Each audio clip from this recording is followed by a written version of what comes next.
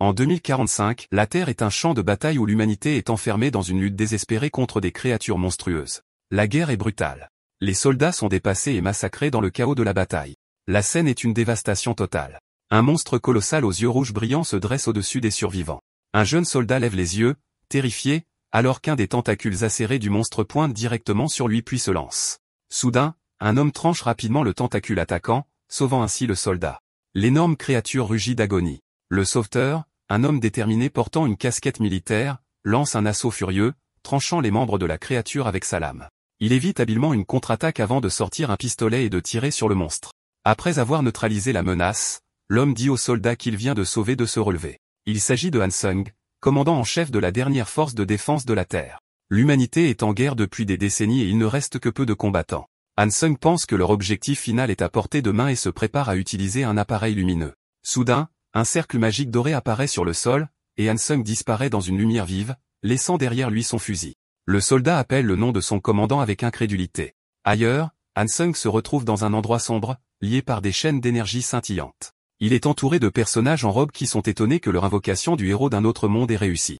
Han Sung, se débattant, se demande où il est. Un homme âgé accueille le héros dans leur empire et lui demande de vaincre le roi démon et de sauver leur monde. Enragé, Han Sung exige de savoir où il est et qui ils sont, insistant sur le fait qu'il devrait être en Corée. En réponse, l'homme fait un geste, et un serment de contrainte engloutit Han Sung dans une douleur atroce, le forçant à crier. Le vieil homme lui dit calmement de ne pas résister, expliquant qu'il ne serait pas blessé s'il obéissait. Il répète sa demande à Han Sung de vaincre le roi démon maléfique. Il ajoute ensuite que si Han Sung accomplit cette tâche, il pourrait être en mesure de le renvoyer dans son monde. Avec une expression glaçante, il demande si Han Sung acceptera leur requête. Lié par les contraintes magiques, Han Sung lance un regard noir de douleur et de résignation. Réalisant qu'il n'a pas le choix, il accepte à contre-cœur. Il a été convoqué dans un monde différent pour combattre en tant que héros d'un autre monde d'un empire. Sa nouvelle vie était un cycle épuisant. Pendant une décennie, il s'est entraîné et a combattu sans relâche, répondant aux demandes incessantes de l'Empire jusqu'à ce qu'il vainque finalement le roi démon, Valroar. Après 10 longues années, il espérait être enfin libre, ayant rêvé chaque nuit de rentrer chez lui. Mais son espoir a été brisé lorsque le chef âgé lui a confié une nouvelle mission. Le vieil homme expliqua froidement que le sauvetage de l'Empire n'était pas terminé. Les dissidents qui s'opposaient à l'unification de l'Empire devaient encore être éliminés. La cible était un homme nommé Bottle. Le vieil homme promit que si Han Sung l'éliminait, il serait enfin libre alors que le serment de contrainte s'intensifiait autour d'un Han Sung furieux une fois de plus. Enragé et piégé, Han Sung pense qu'un chien avec un collier n'a pas le choix. Maudit les salauds qui l'avaient asservi, il se prépare pour le prochain combat. La scène se déplace vers le royaume des chevaliers teutons déchirés par la guerre où Han Sung combat sa cible, Bottle, finissant par le terrasser. Le chevalier blessé le traite de fou pour avoir obéi à l'Empire. Han Sung, rempli de remords, déclare qu'il n'avait pas le choix. Avec du sang sur les lèvres, Bottle sourit tristement et dit à Han Sung de ne pas s'excuser. Dans ces derniers instants, il avertit Han Sung que bientôt, lui aussi sera mis au rebut par l'Empire. Croyant que sa mission est terminée, Han Sung pense qu'il peut enfin rentrer chez lui. Mais juste à ce moment-là, le comte Brandambur apparaît et l'empale par derrière avec une épée, le félicitant froidement. Haletant de douleur, Han Sung reconnaît son traître. Brandambur loue moqueusement Han Sung pour avoir bien servi comme chien de chasse loyal de l'Empire. Respirant bruyamment, Han Sung réalise que leur promesse de le renvoyer chez lui était un mensonge. Brandambur ricane, se demandant pourquoi il le laisserait partir et tord vicieusement la lame dans la poitrine de Han Sung en déclarant qu'un chien de chasse ne sait que mordre. Il fait ses adieux alors que Han Sung tombe, vaincu. Alors que sa vie s'éteint, il les maudit pour leur trahison. Avec son dernier souffle, il jure de ne jamais oublier l'humiliation et de faire payer l'Empire maudit par son anéantissement total. Alors qu'il fait ce vœu, une brillante lumière bleue jaillit de sa poitrine. Cette nuit-là, une vie s'est terminée et une autre a commencé. Il se réveille comme un nouveau-né tenu par une belle femme qui lui dit qu'elle est sa mère. Derrière elle se tient un homme aux longs cheveux noirs. Han Sung réincarné ressent un sentiment de familiarité. Il réalise que l'homme est le duc saxon, le plus grand nécromancien du continent. Avec cela, Han Sung comprend qu'il est né à Nécropolis, le quartier général de la magie interdite de l'Empire. Un message confirme que la pierre de la réincarnation a été activée avec succès. Il réfléchit à son plan. La pierre de la réincarnation, un artefact interdit, était un pari de dernier recours pour se libérer. Le corps dans lequel il renaîtrait a été laissé au destin. Il s'émerveille de sa chance, réalisant qu'il est maintenant le premier-né de la famille ducale saxon, l'une des maisons nobles les plus en vue de l'Empire. Intérieurement, il sourit, pensant qu'il est né avec une cuillère en or dans la bouche. Cela alimente sa soif de vengeance. Il jure qu'une fois qu'il aura grandi et maîtrisé la nécromancie, il anéantira jusqu'au dernier des bâtards de l'Empire qui l'ont trahi. Ses nouveaux parents, cependant, s'inquiètent parce qu'il ne pleure pas. La duchesse, le tenant dans ses bras, demande avec inquiétude à la nounou pourquoi. La nounou trouve cela étrange, mais leur assure que sa respiration est stable. Le duc saxon exprime son inquiétude qu'un enfant sans larmes puisse être un mauvais présage. La nounou écarte ses craintes, mais suggère ensuite que s'ils souhaitent qu'il pleure, ils peuvent simplement lui frapper les fesses. Sans hésitation, la nounou gifle le derrière du bébé, exaspérant Hansung qui refuse obstinément de pleurer. Ses parents regardent, amusés, la duchesse commentant que leur fils doit avoir hérité de la forte volonté du duc. La duchesse prend alors le bébé, disant qu'elle va essayer. Sa nouvelle mère le serre dans ses bras et lève la main, mais au lieu d'une autre gifle, il ressent la douce chaleur d'une main douce qui le tapote. Le simple toucher chaleureux touche une corde sensible. Un flot de souvenirs de sa vie passée brutale le submerge, une vie de combat sans fin et de douleur constante. Il se demande quand il a ressenti pour la dernière fois une chaleur aussi authentique. La main tremblante et douce de sa nouvelle mère irradie un amour pur et inconditionnel qu'il n'avait pas ressenti depuis des années. Cette émotion bouleversante est trop forte. Hansung, qui n'avait pas versé une larme depuis son enfance, sent sa contenance se briser. Alors que ses parents le regardent avec étonnement, il pousse un grand cri de pleurs, sonnant enfin comme le nouveau-né qu'il est maintenant. 8 ans se sont écoulés depuis que Hansung est né de nouveau sous le nom de Dal Saxon. Ses parents, le duc Alan Saxon et la duchesse, réfléchissent à la rapidité avec laquelle le temps a passé. La duchesse remarque que Dal est inséparable de ses livres depuis l'âge de 4 ans. Le duc sourit, et elle suggère avec amour que la nature studieuse de Dal vient de lui. Le duc acquiesce, notant l'intérêt de leur fils pour la magie. La duchesse devient sérieuse, lui rappelant sa promesse de ne jamais enseigner la nécromancie à Dal. Pendant ce temps, dans la grande bibliothèque, le jeune Dal, le corps de Hansung, est absorbé par ses études. Dans la chambre, la duchesse est soulagée qu'Alan se souvienne de sa promesse. Il lui assure que oui et mentionne un cadeau spécial pour l'anniversaire de Dal demain. Soudain, des coups frénétiques brisent le calme. Une servante paniquée fait irruption, s'exclamant qu'il est arrivé quelque chose à Dal. Ses parents se précipitent dans le couloir, appelant son nom avec terreur. Ils trouvent Dal dans le bureau, effondré et enveloppé dans une déferlante de mana bleue. La duchesse crie, vérifiant frénétiquement s'il est blessé. Dal, étourdi, lui dit qu'il va bien. Le duc saxon, cependant, reste en retrait, grave. Il est étonné que son fils puisse déjà libérer un mana aussi puissant. Ignorant les supplications de sa femme, Dal essaie de se retirer alors que son père s'approche.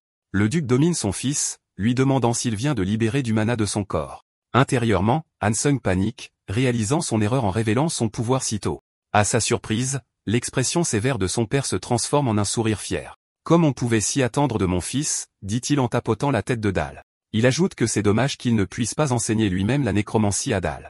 Cela plonge Dal dans une nouvelle panique. Si le plus grand nécromancien du continent ne veut pas lui enseigner, il se demande comment il pourra mettre en œuvre sa vengeance. Sa mère lui tapote doucement la tête, lui disant d'aller dans sa chambre. Alors que Dal s'éloigne, il surprend son père en train d'appeler sa mère Elena et de dire qu'il vient de penser au cadeau parfait pour Dal. Peu de temps après, le banquet du 8e anniversaire de Dal bat son plein avec les nobles du duché de Noir réunis pour célébrer. Dal est assis seul au 2e étage en regardant la foule bruyante avec une expression lasse submergée par l'attention. Il se dit qu'il est bizarre d'être traité si chaleureusement après avoir été utilisé toute sa vie. Son esprit revient à l'incident d'il y a 2 jours, lorsque son mana s'est emballé. Il comprend maintenant que cela a été déclenché par la lecture d'un livre intitulé La vie du héros d'un autre monde et que le fait de se remémorer son propre passé a fait jaillir son pouvoir. Il pense que ce serait du gâchis d'abandonner la nécromancie, dont il a besoin pour se venger. Il se creuse la tête pour essayer de trouver comment convaincre son père de lui enseigner. Il se souvient que son père a mentionné un cadeau, mais il renonce à demander des leçons car cela serait trop difficile. Ses pensées sont interrompues par sa mère, Elena, qui vient le trouver. Elle s'approche avec une mystérieuse silhouette à capuche, sourit chaleureusement et lui souhaite un joyeux anniversaire. Dal demande qui est la personne derrière elle. La silhouette retire sa capuche, révélant une femme aux allures d'elfe avec des cheveux bleus éclatants et un doux sourire. Elena présente la femme comme Sophia, une aînée de la tour de la magie bleue et une maîtresse de la magie de la tribu de l'eau. À la stupéfaction de Dal, sa mère annonce que Sophia sera sa nouvelle professeure. Sophia incline la tête, et Elena fait un clin d'œil à son fils. Dal est stupéfait, réalisant que son cadeau est une maître de la tour de la magie bleue. Cela signifie qu'il va apprendre la magie de l'eau, une discipline défensive, et non le pouvoir destructeur qu'il recherche. Cette décision montre clairement à quel point sa mère s'oppose à ce qu'il apprenne la magie noire. Sophia demande à parler à Dal en privé, et il accepte. Il se promène le long d'un chemin enneigé à l'extérieur. Sophia va droit au but, confirmant qu'elle a reçu l'instruction de ne lui enseigner que la magie de l'eau. Elle lui demande avec astuce s'il est déçu, déclarant qu'elle croit qu'il veut apprendre autre chose. Dal est déconcerté, se demandant comment elle pouvait connaître son véritable désir. Sophia sourit, expliquant que c'est naturel. Il voudrait apprendre l'art caractéristique de son père, la nécromancie. Elle révèle ensuite que les conditions entourant le mariage de son père sont connues dans tout l'Empire, laissant entendre que c'est pourquoi son père ne peut pas lui enseigner. Sophia explique l'histoire de la promesse du duc. Lorsque le duc Alan Saxon courtisait Lady Helena, elle avait peur de sa sombre réputation. Pour gagner son cœur, il a juré de ne jamais transmettre ses arts sombres à leurs enfants. Elle se souvient de leur mariage où les anciens de la tour de la magie noire portaient du blanc pour symboliser cette promesse contraignante. À cause de cela, Sophia dit à Dal qu'il sera difficile d'apprendre la magie noire immédiatement. Cependant, elle offre un espoir, promettant de trouver un moyen de persuader Lady Helena à terme. Avec un sourire mystérieux, elle lui demande s'il est prêt à suivre ses conseils. Dal est prudent et s'interroge sur ses motivations, soulignant qu'en tant qu'elfe, elle devrait trouver la nécromancie désagréable. Sophia trouve sa question amusante. Elle remet en question sa perspective en évoquant les prêtres qui utilisent le pouvoir divin pour ramener les mourants à la vie. Elle demande s'il considère que c'est la volonté de la nature, lui montrant une vision d'une résurrection sacrée. Pour elle, il n'y a pas de différence. La nécromancie et la résurrection sont les deux faces d'une même pièce. Cette réponse ouverte impressionne Dal. Il se rend compte que Sophia n'est pas comme les elfes habituels et pense qu'elle pourrait être une bonne maître. Ceci étant réglé, Sophia annonce qu'il est temps pour leur première leçon. Reconnaissant qu'il a déjà formé un fragment d'un cercle de mana, elle fixe son premier objectif d'agrandir et de compléter son tout premier cercle complet. Dal est ravi de savoir que c'est la base de la plupart des sorts. Il voit cela comme le véritable début de son voyage pour devenir assez fort pour se venger. Sophia lui ordonne de placer sa main sur son cœur et de concentrer son esprit. Dal suit, fermant les yeux alors qu'une aura bleue de mana l'enveloppe. Ce nouveau monde est saturé d'une abondance de mana. Pour manier ce pouvoir en toute sécurité, un être vivant a besoin d'un filtre, un cercle de cœur de mana. Le processus consiste à rassembler des fragments de mana dispersés autour de son cœur, à les assembler et à les forcer à tourner dans un flux contrôlé. Alors qu'il se concentre, Dal comprend parfaitement le concept. Comme Sophia l'a expliqué, il visualise le processus et ressent une puissante poussée alors qu'un cercle bleu lumineux complet de mana se forme autour de son corps. Sophia, inconsciente de ses progrès rapides, poursuit son instruction, lui disant de commencer par faire tourner le mana avec précaution. Elle lui conseille de ne pas se précipiter car cela prend généralement environ un mois. Dal l'interrompt, tendant la main où des flots de mana bleu circulent déjà avec une stabilité parfaite. Il informe son maître qu'il vient de le faire. Sophia fixe, les yeux écarquillés de choc et d'incrédulité, s'envoie devant ses pieds sans précédent. Sophia est stupéfaite. Dal vient de commencer l'entraînement, mais il a formé un cercle de mana complet en quelques minutes. Alors qu'elle le regarde manipuler l'énergie bleue crépitante, elle se demande si cet enfant est un prodige né. Toujours en train de traiter ses pieds, Sophia décide de le pousser plus loin, en lui demandant s'il peut essayer de libérer le mana à travers le cercle nouvellement formé. Dal est confiant et accepte. Alors qu'il rassemble son mana, Hansung réfléchit à la différence entre ses vies passées et présentes. Il sait que libérer simplement du mana est difficile pour la plupart des débutants. Il se souvient que dans sa vie antérieure, ses capacités magiques étaient limitées au sort de destruction gravé dans son corps. Ce pouvoir n'était pas suffisant pour la vengeance. Cette fois, cependant, c'est différent. Il est né avec le talent inné de son père, permettant à son corps d'accepter le mana naturellement. Il croit qu'il pourrait être capable d'apprendre non seulement la magie de l'eau, mais aussi d'autres types. Il concentre sa volonté, tirant le mana de son cercle jusqu'au bout de ses doigts. Un cercle magique apparaît lorsque le mana se cristallise en un projectile pointu. Il jure intérieurement que ce sera la première des nombreuses armes qui perceront un jour la gorge de l'Empire. Il crée avec succès un boulon de glace parfait. Sophia regarde avec admiration. Le mana s'effondre normalement lorsqu'il est libéré du corps d'un débutant, mais Dal l'a parfaitement cristallisé en un boulon de glace approprié. Dal dit calmement à son maître que parce qu'il s'est concentré sur la forme du sort, sa puissance pourrait être insuffisante. Il libère ensuite le sort, tirant le boulon de glace à travers la clairière. Le boulon frappe un grand arbre avec une force incroyable, le brisant complètement. Sophia est choquée par cette démonstration de puissance. Elle note que le boulon de glace a percé le bois, démontrant une netteté et une solidité incroyables. Le niveau de précision et de puissance est quelque chose qu'aucun enfant ordinaire de 8 ans ne devrait atteindre. Alors que Dal se tourne vers elle avec un sourire innocent, Sophia est laissée avec une seule pensée écrasante, se demandant qui est vraiment cet enfant dans le monde. Sophia s'agenouille dans la neige, examinant le tronc d'arbre gelé. Elle s'attendait à ce que la première tentative de Dal soit une simple libération de mana brut. Au lieu de cela, il avait instinctivement absorbé le froid de l'environnement et parfaitement incorporé l'élément de glace dans son sort. C'était de la magie basique, mais l'exécution était impeccable et bien au-delà d'un débutant. Voyant le silence de son professeur, Dal fait l'innocent, demandant timidement s'il a fait quelque chose de mal. Sophia sourit, mais son esprit est en ébullition. La complexité de la formule magique qu'il a utilisée était trop complexe pour qu'un enfant la crée inconsciemment. Le sort impliquait une séquence parfaite de rotation, d'accélération et de congestion pour former le projectile solide. Elle reconnaît cela comme le nombre d'or, les 3 formules de base de la magie de qualité militaire. Le fait qu'il puisse lancer inconsciemment un sort aussi parfaitement mortel l'étonne. Quand Dal l'interpelle à nouveau, elle rejette son inquiétude feinte. Intérieurement, elle admet qu'elle comprend pourquoi leur noir a trouvé regrettable qu'il ne puisse pas enseigner lui-même à ce garçon. Plus tard, Sophia fait son rapport au duc Alan Saxon. Le duc est déconcerté, se demandant pourquoi elle insinue qu'elle ne peut pas enseigner à Dal. Il soutient que si son fils a atteint le premier cercle en quelques minutes, elle devrait absolument le guider. Sophia explique calmement que dès que Dal a atteint le premier cercle, il a immédiatement lancé un sort mortel parfait. Le duc est choqué. Sophia poursuit, déclarant qu'il était difficile de croire qu'un enfant de 8 ans était capable d'un tel exploit. Elle explique que le sort utilisait la formule magique militaire et a été lancé dans son ombre d'or parfait. Regardant le duc dans les yeux, elle livre sa conclusion. Son fils, Dal, possède un talent inné et profond pour tuer. Le duc interprète mal sa pensée en pensant qu'elle refuse d'enseigner à son fils. Il demande si, en tant qu'aînée de la tour de la magie bleue non violente, elle se sent incapable d'enseigner à un enfant avec une nature aussi destructrice. Sophia clarifie rapidement que ce n'est pas le cas. Si quoi que ce soit, elle ressent une envie irrésistible de guider cet enfant doué sur le bon chemin. Le duc commence à concéder, mais Sophia évoque la magie noire du leurre noir, suggérant que Dal a déjà un chemin différent en tête. L'expression du duc s'assombrit, réalisant que son fils semble déjà posséder la magie qu'il souhaite apprendre. Sophia confronte le duc, lui disant qu'elle a entendu les histoires de sa cour à Lady Helena et respecte la promesse qu'il a faite à sa femme.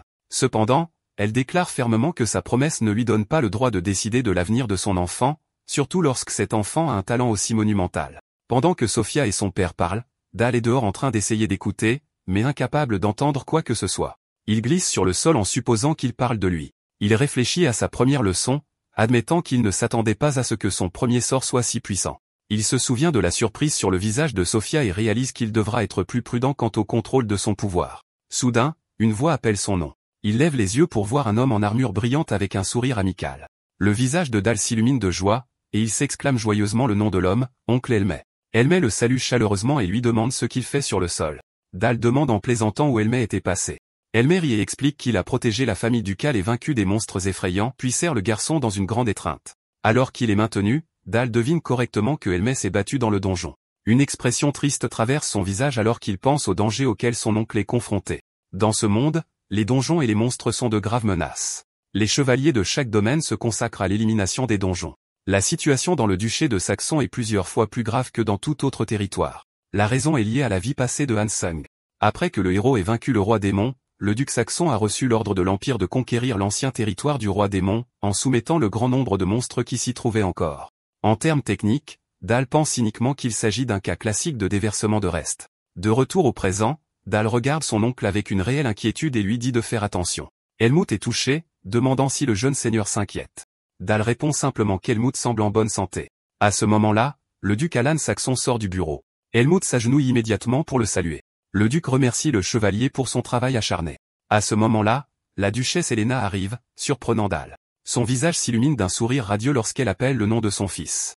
Elle se précipite vers Dal, lui disant avec enthousiasme qu'elle a entendu dire qu'il avait atteint le premier cercle et qu'elle est incroyablement fière. Elle s'agenouille à sa hauteur, et il frotte affectueusement sa joue contre la sienne. Son père le félicite également et, se sentant généreux, dit à Dal que s'il souhaite une récompense, il devrait la lui dire. Cela met Dal mal à l'aise. Il veut désespérément demander à son père de lui enseigner la nécromancie, mais craint que cela n'éveille des soupçons. Il essaie rapidement de penser à ce qu'un enfant innocent normal souhaiterait. Avec une inspiration soudaine, il lâche avec une joie enfantine qu'il veut une petite sœur. Cette demande inattendue laisse ses deux parents stupéfaits et rougissant furieusement. Après un moment gênant, le duc balbutie qu'ils feront de leur mieux. En arrière-plan, Helmut et un autre chevalier luttent pour retenir leur rire. Plus tard dans la nuit, Dal est allongé dans son lit, épuisé par la journée. Il bâille, pensant à quel point il est fatigant d'agir de manière si enfantine. Il ressent une profonde fatigue due à l'utilisation de la magie pour la première fois dans son jeune corps et commence à s'endormir. Soudain, le repos est brisé car il est plongé dans un horrible cauchemar. Il se retrouve dans sa vie passée, revivant sa trahison. L'image spectrale du comte Brandambur apparaît, sa voix dégoulinant de malice. Brandambur le nargue vicieusement, le traitant de sournois et lui demandant s'il est devenu faible. Il se moque de lui pour sa nouvelle vie, lui demandant si être si confortable lui a fait oublier son vœu de vengeance. Le visage menaçant de Brandambur se profile au-dessus de lui, proférant une menace effrayante. L'Empire le trouvera. Ils ne cesseront jamais de chercher jusqu'à ce qu'il le traque et efface toute trace de son existence. La terreur absolue du cauchemar arrache Dal de son sommeil. Il se réveille en sursaut, se redressant alors qu'une puissante vague de mana incontrôlée jaillit de sa poitrine. Dal gémit d'agonie, serrant sa poitrine alors que le mana bleu monte violemment. Il ressent une pression immense et douloureuse comme si son cœur était sur le point d'exploser. Il reconnaît cela comme une crise de mana, un état dangereux où un mage perd le contrôle de son pouvoir. Trébuchant, il maudit l'Empire, frustré que le traumatisme de sa vie passée continue de le hanter. Espérant que l'air froid de la nuit pourrait aider, Dal court dehors. Cependant, le changement de décor ne fait qu'empirer les choses. La crise de mana s'intensifie, et il halète. Juste au moment où il sent qu'il est sur le point de perdre conscience, une voix calme observe qu'il semble être dans une situation difficile. Surpris, Dal lève les yeux et voit son professeur, Sophia. Sophia reconnaît calmement la crise de mana, remarquant son incroyable talent. Cependant, elle admet également qu'elle ne peut s'empêcher de ressentir un profond sentiment de danger de sa magie. Elle s'approche de lui et pose doucement sa main sur sa poitrine. Alors qu'elle canalise son propre mana apaisant en lui, elle pense que si la profonde malice qu'elle ressent dans sa magie prend le dessus, le changement en lui sera irréversible. Sous son influence stabilisatrice, l'énergie violente s'apaise, laissant un petit orbe stable de mana dans les mains de Dal. Il baisse les yeux, soulagé. Sophia appelle alors son nom, son expression étant sérieuse. Elle lui donne une évaluation sévère de ses capacités, lui disant que son talent n'est pas pour la création ou la guérison, mais pour prendre la vie des autres. C'est, dit-elle, un talent très dangereux. Elle lui présente ensuite un livre épais et sombre marqué d'un pentagramme. Elle explique que sa nature dangereuse est la raison pour laquelle elle trouve chanceux qu'elle soit celle qui lui enseigne avant de lui tendre le tome. Dal est stupéfait. Alors qu'il tient le livre, une énergie sombre tourbillonne de ses pages, et il le reconnaît instantanément comme un tome magique sur la nécromancie. Sophia sourit doucement, suggérant que c'était peut-être le destin qu'elle soit avec lui. D'une voix douce, elle lui souhaite un joyeux anniversaire une fois de plus. Submergé par son acceptation inattendue et le don profond, Dal se précipite impulsivement et enroule ses bras autour de sa taille dans une étreinte serrée. Son expression s'adoucit, et elle lui tapote doucement le dos, l'appelant en plaisantant un nécessiteux. Quelques jours plus tard, Sophia emmène Dal dans les plaines enneigées pour sa prochaine leçon. Elle lui dit que sa cible pour la journée sera les lapins. Dal semble surpris, mais Sophia le confirme, lui demandant de se souvenir de la chasse avec son père et de canaliser cette concentration dans sa magie. Dal accepte, formant un cercle magique. Il repère un lapin blanc, et avec une concentration intense, lance un projectile de glace pointu dessus. Le sort atteint sa cible avec une force mortelle, déchirant le lapin. Safia regarde avec une expression clinique, notant que malgré le fait d'avoir pris une vie, les mains de Dal ne tremblent pas. Il n'y a ni hésitation ni remords dans ses actions. Elle l'appelle et commence une nouvelle leçon, expliquant que même lors du lancement du même sort, sa forme varie d'un mage à l'autre. Elle demande s'il sait pourquoi. Dal admet honnêtement qu'il ne sait pas. Safia sourit et révèle la raison. La magie est un miroir qui reflète leur esprit. C'est une matérialisation de ce qui se trouve dans leur cœur, mise en avant par le mana. Elle démontre sa propre douce magie de l'eau, concluant que la magie révèle le paysage de son moi intérieur. Dal écoute silencieusement, une goutte de sueur sur sa tempe alors qu'il traite ses mots. Sophia explique que les noms de sorts comme le mur de feu ne sont que des tremplins pour aider un mage à solidifier une image mentale. La magie enseignée dans les grandes tours de magie suit ce principe. Elle utilise différentes tours comme exemple. La magie du feu de la tour de magie rouge est agressive et destructrice, tandis que la magie de l'eau de sa propre tour de magie bleue est fluide et adaptable. La philosophie de chaque tour est projetée dans la forme que prend sa magie. Elle ajoute qu'il y a aussi les tours de magie noire, blanche et verte, chacune avec sa propre philosophie distincte. Après son explication, elle sourit, puis décide que cette discussion philosophique est encore trop tôt pour son jeune étudiant. Après avoir fourni un cadavre, Sophia passe à la première leçon de nécromancie de Dal. L'art noir le plus élémentaire est de réveiller un zombie. Dal tend la main, et une sombre énergie mana s'écoule de lui vers le lapin mort. Il attache habilement des fils de mana aux principales fonctions motrices du lapin, la tête, la colonne vertébrale et les genoux, et force la créature morte à se lever. Les yeux du lapin réanimé brillent en rouge, signe de sa réussite. Safia, impressionnée, le félicite. Elle demande s'il est prêt pour la prochaine étape, et il accepte avec assurance. Sa nouvelle tâche consiste à appliquer un sort défensif, une armure gelée, à son nouveau serviteur mort-vivant. Il se concentre, son mana bleu crépitant autour de lui, puis libère une vague de magie de glace, provoquant la formation d'éclats de glace autour du lapin zombie. En quelques instants, la créature est enfermée dans une formidable armure cristalline. Sophia évalue son travail, notant que son exécution est correcte et que la forme est appropriée. Pour tester sa création, elle annonce qu'elle va tester sa défense. Elle crée son propre carreau de glace puissant et le tire sur le zombie blindé. Le carreau frappe avec une force énorme, mais l'armure gelée tient bon, se brisant au point d'impact mais protégeant la créature à l'intérieur. Le visage de Dal s'illumine d'un sourire joyeux, s'exclamant qu'il a réussi à bloquer l'attaque de son maître. Sophia lui donne un signe de tête approbateur, le félicitant pour son excellent travail. Voyant son regard avide, Sophia demande s'il y a quelque chose qu'il veut. L'enthousiasme de Dal déborde, et avec une expression déterminée, il fait une demande inattendue. Il demande à son maître de non seulement lui enseigner les arts sombres, mais aussi de l'instruire correctement sur la façon dont il peut mieux utiliser sa magie d'attribut d'eau également. À la demande pleine d'espoir de Dal, Sofia répond par un léger sourire illisible avant de prononcer un seul mot écrasant. Non. Dal est complètement sans voix et choquée par son refus catégorique. Sofia explique son raisonnement. Elle souligne que le sort qu'il a exécuté était encore une forme basique de magie de l'eau. L'attribut de l'eau exige une perspicacité plus profonde et un niveau de compréhension plus élevé à mesure que les compétences d'un mage se développent. Elle lui rappelle que pour la plupart des débutants, maîtriser même un seul type de magie est incroyablement difficile. Gérer 2 types différents simultanément est la marque d'un rare mage double, un exploit qu'elle considère presque impossible pour un enfant de son âge. De son point de vue professionnel, sa demande semble être une ambition excessive et irréaliste. Dal feint le choc, remettant en question son utilisation du mot ambition. Il adopte ensuite une expression blessée, lui rappelant qu'elle avait promis qu'ils trouveraient leur chemin ensemble. Il sous-entend subtilement qu'en refusant, elle revient déjà sur sa parole. La tactique intelligente et culpabilisante atteint son but. Sofia devient visiblement troublée et incapable de contrer son appel émotionnel, déclare brusquement que la leçon du jour est terminée. Cette nuit-là, Dal n'est pas dissuadé. Il se retire dans l'immense bureau avec une lourde pile de livres. Rempli de détermination, il se dit qu'il n'y a rien qu'il ne puisse accomplir seul. Il jure d'étudier et de faire ses preuves si bien que Sofia n'aura d'autre choix que de lui enseigner à la fois la magie de l'eau et la nécromancie. Une puissante aura de magie violette sombre émerge et tourbillonne autour de lui, le soulevant lui et les livres dans les airs alors qu'il commence une nuit d'entraînement solitaire intense. Après sa nuit blanche, une voix appelle son nom à plusieurs reprises. Il lève les yeux et voit Sofia qu'il a retrouvée dans les plaines enneigées. Elle le regarde avec inquiétude, remarquant qu'il a l'air de ne pas avoir dormi. Dal, affichant une façade joyeuse, explique qu'il est resté éveillé pour préparer quelque chose pour elle. Sofia lui conseille doucement de ne pas trop se fatiguer, mais Dal se contente de sourire et lui dit qu'il est prêt, impatient de lui montrer son dur labeur. Pour démontrer, Dal invoque avec assurance un cercle magique sombre et fait un geste vers le lapin zombie blindé. Sofia regarde avec un sourire impressionné, reconnaissant qu'en une seule nuit, il a maîtrisé la technique de base. Mais la démonstration de Dal est loin d'être terminée. Soudain, l'armure gelée qui enveloppe le lapin commence à se fissurer et à briller avant d'éclater violemment vers l'extérieur. L'armure se brise envoyant une volée de projectiles de glace pointus volant dans toutes les directions.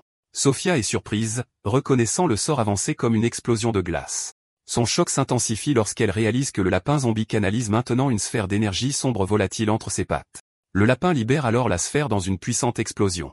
L'énergie sombre explose, déclenchant une deuxième explosion plus puissante qui propulse les projectiles de glace brisés vers l'avant dans une combinaison d'attaques dévastatrices. Complètement choquée par ce sort complexe et mortel, Sofia est obligée d'invoquer rapidement une barrière magique hexagonale pour se protéger. Alors que la poussière retombe, elle regarde son élève dans un silence stupéfait, sa barrière scintillant encore. Dal explique calmement qu'il a combiné 2 sorts distincts, l'explosion de cadavres et l'explosion de glace, fusionnant avec succès les attributs de l'eau et de l'obscurité en une seule attaque. Pour prouver son point de vue, il invoque sans effort un orbe de magie de l'eau dans une main et un tourbillon d'énergie sombre dans l'autre. Avec un sourire confiant, il demande à son maître si un exploit comme celui-ci est suffisant pour qu'il soit considéré comme un mage double. Sofia se tient à l'intérieur de sa barrière protectrice, stupéfaite par la dévastation de Dal. Elle n'a jamais vu une telle méthode d'attaque auparavant. Le sort était une combinaison magistrale utilisant l'explosion de cadavres pour une zone d'effet plus large tout en projetant simultanément des fragments de glace et d'os de l'armure gelée vers l'extérieur comme des lames mortelles. Après l'attaque, Sofia s'agenouille dans la neige, examinant les fragments de glace pointus. Elle pense que la magie de Dal n'est pas créative. Elle est purement conçue pour tuer, le genre de magie qu'elle attendrait de quelqu'un qui a consacré sa vie au champ de bataille. Elle se demande quel genre d'image mentale horrible cet enfant doit posséder pour créer des sorts aussi mortels. Alors que Sofia est perdue dans ses pensées, l'expression de Dal passe du choc à la joie. Il appelle joyeusement son oncle Helmut, qui s'approche à cheval. Helmut, à la tête d'une troupe de chevaliers en armure, salue chaleureusement son jeune maître et Sofia. Dal demande avec enthousiasme s'il vient de revenir d'un raid dans un donjon. Helmut confirme que ses hommes viennent de terminer de maîtriser un groupe de monstres. Ces chevaliers sont la cavalerie noire, les forces d'élite inégalées du duché de Saxon, réputés pour leur capacité à recouvrir leur lance d'aura. Leur capitaine, Sir Helmut, est l'un des 7 maîtres d'épée les plus puissants du continent. Saisissant l'opportunité, Dal arbore un sourire charmant, rappelant à Helmut sa promesse de lui enseigner des techniques d'épée. Helmut rit et assure à Dal qu'il n'a pas oublié. Alors que lui et sa cavalerie s'éloignent, Helmut dit à Dal de ne pas rester trop longtemps dans le froid. Une fois que les chevaliers sont partis, Sofia dit à Dal qu'il est temps pour eux de retourner au domaine. Dal accepte docilement, s'adressant à elle en tant que son maître. Cette nuit-là, Sofia rencontre le duc Alan Saxon et la duchesse Helena. Elle rapporte calmement que leur fils, Dal, a maîtrisé avec succès son premier cercle en nécromancie et en magie de l'eau. Le duc et la duchesse sont choqués. Le duc Alan rappelle à Sofia que leur demande était qu'elle ne lui enseigne que la magie de l'eau. Sofia le reconnaît, mais explique qu'en tant que mentor, elle se sentait obligée de lui enseigner tout ce qu'il souhaitait apprendre, et son ambition allait au-delà d'un simple attribut magique. En entendant cela, la duchesse Helena concède. Elle demande officiellement que, si Dal le souhaite, Sofia continue à lui enseigner la magie de l'eau.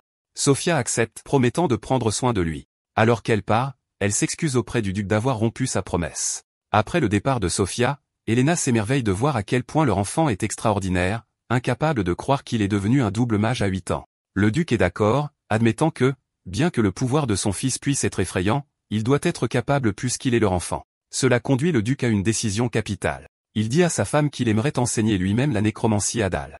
Il veut donner à son fils la force d'assumer les devoirs d'un seigneur, et en tant que mage, il désire un disciple aussi talentueux. Plus important encore, en tant que père, il veut que son fils hérite de son héritage. Submergé par l'émotion, il s'excuse auprès d'Helena d'avoir rompu le vœu qu'il lui avait fait il y a si longtemps. Helena écoute avec une expression sérieuse, reconnaissant la mauvaise perception de la nécromancie par le public et que les gens la craignent, c'est pourquoi elle a toujours voulu le dissuader. Cependant, voyant la détermination de son mari, sa détermination s'adoucit. Elle l'attire dans une étreinte chaleureuse et réconfortante et lui dit que s'il va le faire, il doit former Dal à devenir un nécromancien si puissant qu'il puisse ignorer ce que pensent les autres. Ému, le duc embrasse sa femme étroitement. Il jure surtout qu'il formera leur fils à devenir le meilleur. Le premier jour de la formation spéciale en nécromancie de Dal commence dans l'atelier de magie profondément sous le château ducal. Son père, le duc Alan Saxon, commence la leçon en exprimant sa profonde déception à son égard. Il se demande comment son fils peut ranimer les morts sans comprendre les principes fondamentaux de ce qu'il contrôle. Ils se tiennent dans la chambre sombre avec un lapin mort sur une table centrale en pierre. Dal se défend, expliquant qu'il ne fait que ce que Sofia lui a appris. Le duc Allen interdit strictement à Dal d'utiliser des sorts aussi rudimentaires sous sa tutelle. Au lieu de la magie pratique, la formation du duc commence par des études académiques intenses. Il fait asseoir Dal à un bureau rempli de livres épais, lui demandant de mémoriser les structures complètes des os et des muscles de toutes les formes de vie. Après une étude diligente, Dal mémorise avec succès chaque mot des textes anatomiques avancés. Reconnaissant l'accomplissement de son fils, le duc Allen lui présente un grand livre déclarant que les bases sont terminées et qu'il est temps de passer à la magie pratique. Cependant, les yeux de Dal s'écarquillent de surprise lorsqu'il voit le sujet de sa leçon pratique, le cadavre d'un gobelin. Remarquant la confusion de son fils, le duc sourit. Il explique la différence entre un novice et un maître nécromancien.